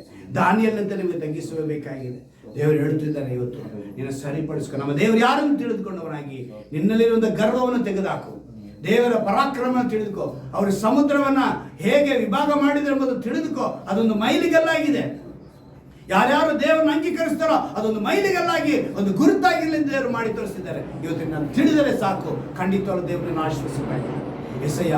ಯಾರ್ಯಾರು ಈ ಮಾತಿಗೆ ಒಪ್ಪಿಗೆ ಕೊಟ್ಟು ಕರ್ತನೆ ತಮ್ಮನ್ನು ಸಮರ್ಪಿಸಿಕೊಳ್ಳುತ್ತಾರೋ, ನಿನ್ನ ಬಲದ ಕೆಳಗೆ ಅವರು ಇರಬೇಕು ಅಂತೇಳಿ, ನಿನ್ನ ಬಲವನ್ನು ಅವರು ಅಂಗೀಕರಿಸಬೇಕಂತೇಳಿ, ನಿನ್ನ ಶಕ್ತಿಯ ಕೆಳಗೆ ಇದ್ದುಕೊಂಡು ಆ ಶಕ್ತಿನ ಹೊಂದಿಕೊಂಡವರಾಗಿ ಬದುಕಬೇಕೆಂದು ಯಾರ್ಯಾರು ನಿನ್ನ ಪರಾಕ್ರಮನ ಅವರು ತಿಳಿದು ನಿನ್ನ ಬಳಿ ಬೇಡುವರಾಗಿರ್ತಾರೋ, ಮೊರೆ ಇಡುವರಾಗಿರ್ತಾರೋ, ಆ ಪರಾಕ್ರಮವುಳ್ಳ ದೇವರು ಕರ್ತನೆ ಅವರ ಮಧ್ಯದಲ್ಲಿರುವಂತ, ಅವರ ಮುಂದೆ ಇರುವಂತ, ಅವರ ಹಿಂದೆ ಬರುವಂತ ಎಲ್ಲ ಕೆಂಪು ಸಮುದ್ರದ ಆ ಸಮಸ್ಯೆಗಳನ್ನ, ಶೋಧನೆಗಳನ್ನ, ಸಂಕಟಗಳನ್ನ, ಎಲ್ಲ ರೋಗಗಳನ್ನ ಕರ್ತನೆ ಇಂದು ಯೇಸು ಕ್ರಿಸ್ತನ ನಾಮದಲ್ಲಿ ಎಲ್ಲವನ್ನ ವಿಭಾಗ ಮಾಡಿ ಕರ್ತನೆ ಒಂದು ಪರಿಹಾರ ಉಂಟಾಗಲಿ ನಾವು ಪ್ರಾರ್ಥಿಸ್ತೇವೆ ಕರ್ತನೆ. ಅಂದು ಮೋಶೆ ತನ್ನ ಮುಂದೆ ಇದ್ದಂತ ಸಮಸ್ಯೆಯನ್ನು ನೋಡಲಿಲ್ಲ, ದೇವಾದಿ ದೇವನನ್ನು ನೋಡಿದ್ರು. ಈ ಒಂದು ಅದೇ ಅನುಭವದೊಳಗೆ ನಿನ್ನ ಜನಗಳಾಗಿರುವಂಥವರು, ನಿನ್ನ ಪ್ರಜೆಗಳು, ನಿನ್ನ ಅಂಗೀಕರಿಸಿದವರು ಮುಂದೆ ಇರುವಂಥ ಸಮಸ್ಯೆನ ಭಯಪಡದಂತೆ ಕರ್ತನೆ ಅದಕ್ಕೆ ಪರಿಹಾರ ದೇವರಿಗೆ ನಾವು ವಿಧೇಯರಾಗುತ್ತೇವೆ, ಸಮರ್ಪಿಸಿಕೊಳ್ಳುತ್ತೇವೆ. ನಮ್ಮಲ್ಲಿ ಗರ್ವವಿರಬಾರದು. ಯಾರ್ಯಾರು ಒಪ್ಪಿಸಿಕೊಡುತ್ತಾರೋ ಅವರೆಲ್ಲರೂ ಆಶ್ವಾಸವಾಗಿ ನಾನು ಪ್ರಾರ್ಥಿಸ್ತೇನೆ ರಚ. ಎಲ್ಲರನ್ನು ಕೂಡ ಕರ್ತನೆ ಅಪ್ಪ ಅವರ ಬದುಕಿನಲ್ಲಿ ನಿನ್ನ ಪರಾಕ್ರಮದಲ್ಲಿ ರಚ. ಅವ್ರು ಎಂಥ ಸಮಸ್ಯೆ ಇರಲಿ ಕರ್ತನೆ, ಎಂಥ ರೋಗವಿರಲಿ ರಚ, ಎಂಥ ಒಂದು ಕಾರ್ಯಗಳಿರ್ತಾರೆ ಎಲ್ಲವನ್ನು ಜಯಿಸಿಕೊಳ್ಳದೆ ಅವರಿಗೆ ಒಂದು ಬಲವನ್ನು ನೀನು ದಯಪಾಲಿಸಬೇಕು ನಾನು ಪ್ರಾರ್ಥಿಸ್ತೇನೆ. ನಿನ್ನ ಪರಾಕ್ರಮವನ್ನು ತೋರಿಸಿಕೊಡ್ತೇನೆ, ಬಲಪಡಿಸು ರಚ, ನೀನು ಆಶೀರ್ವದಿಸಿಕೊಡ್ತೇನೆ. ಯೋಬನು ಯಾವ ರೀತಿಯಾಗಿ ಕರ್ತನೆ 2 ವರ್ಷ ಆಶ್ರಮ ಹೊಂದಿಕೊಳ್ಳೋನು ಆ ರೀತಿಯಾಗಿ 2 ವರ್ಷ ಆಶ್ರಮ ಹೊಂದಿಕೊಳ್ಳುವಂತೆ ಅಂದು ಇಸ್ರಾಯೇಲರು ಕರ್ತನೆ ಕೊನೆಗೆ ಕರ್ತನೆ ಹಾಲು ಜನ ಹರಿಯುವಂಥ ಕಾನಾನ್ ದೇಶಕ್ಕೆ ಅವ್ರು ಸೇರಬೇಕು ಅಂತ ಹೇಳಿ ಎಷ್ಟೆಲ್ಲ ಪ್ರಯತ್ನ ಪಟ್ಟರು, ಗುಣಗೊಟ್ಟಿದ್ದರು. ಅವರಲ್ಲಿ ಕರ್ತನೆ ನೀನು ತಿಳಿಯಪಡಿಸಿ ಕರ್ತನೆ ಒಂದು 11+40 ದಿವಸದ ಪ್ರಯಾಣವನ್ನು ಕರ್ತನೆ ನೀನು ಕರ್ತನೆ 40 ವರ್ಷ ಪ್ರಯಾಣ. ಆ ಪ್ರಯಾಣದಲ್ಲಿ ಅವರಿಗೆ ಅನೇಕ ಅನುಭವಗಳು ಕೊಟ್ಟಂಗೆ ಇವತ್ತು ಮನುಷ್ಯನು 70 ವರ್ಷ ಬದುಕುವ ಈ ಒಂದು ಪ್ರಯಾಣದಲ್ಲಿ ಕರ್ತನೆ ಅನುಭವಗಳೊಂದಿಗೆ ನಿತ್ಯ ಜೀವನ ಹೊಂದಿಕೊಳ್ಳುತ್ತೆ, ಪರಮ ಕಾನಾನಾಗಿರುವ ಪರಲೋಕವನ್ನು ಸೇರುವುದಕ್ಕೆ ನೀವು ಕೃಪೆ ಮಾಡಿಕೊಡಬೇಕಾದ್ರೆ ನಾವು ಪ್ರಾರ್ಥಿಸ್ತೇನೆ ರಾಜ. ವಾಕ್ಯಕ್ಕೆ ಒಪ್ಪಿಸಿಕೊಟ್ಟವರಾಗಿ ಬದುಕೋದಕ್ಕೆ ಮಾಡಿಕೊಂಡು ಆಶ್ರಯಿಸು, ಬಲಪಡಿಸು. ನಮ್ಮ ರಕ್ಷಕನ ವಿಮೋಚಕನಾಗಿರುವ ಯೇಸು ಕ್ರಿಸ್ತನ ನಾಮದಲ್ಲಿ ಪ್ರಾರ್ಥಿಸಿ ಬೇಡುವುದನ್ನು ಚೋಳ ತಂದೆ. ಆಮೆನ್. ಹಲ್ಲೆಲೂಯಾ.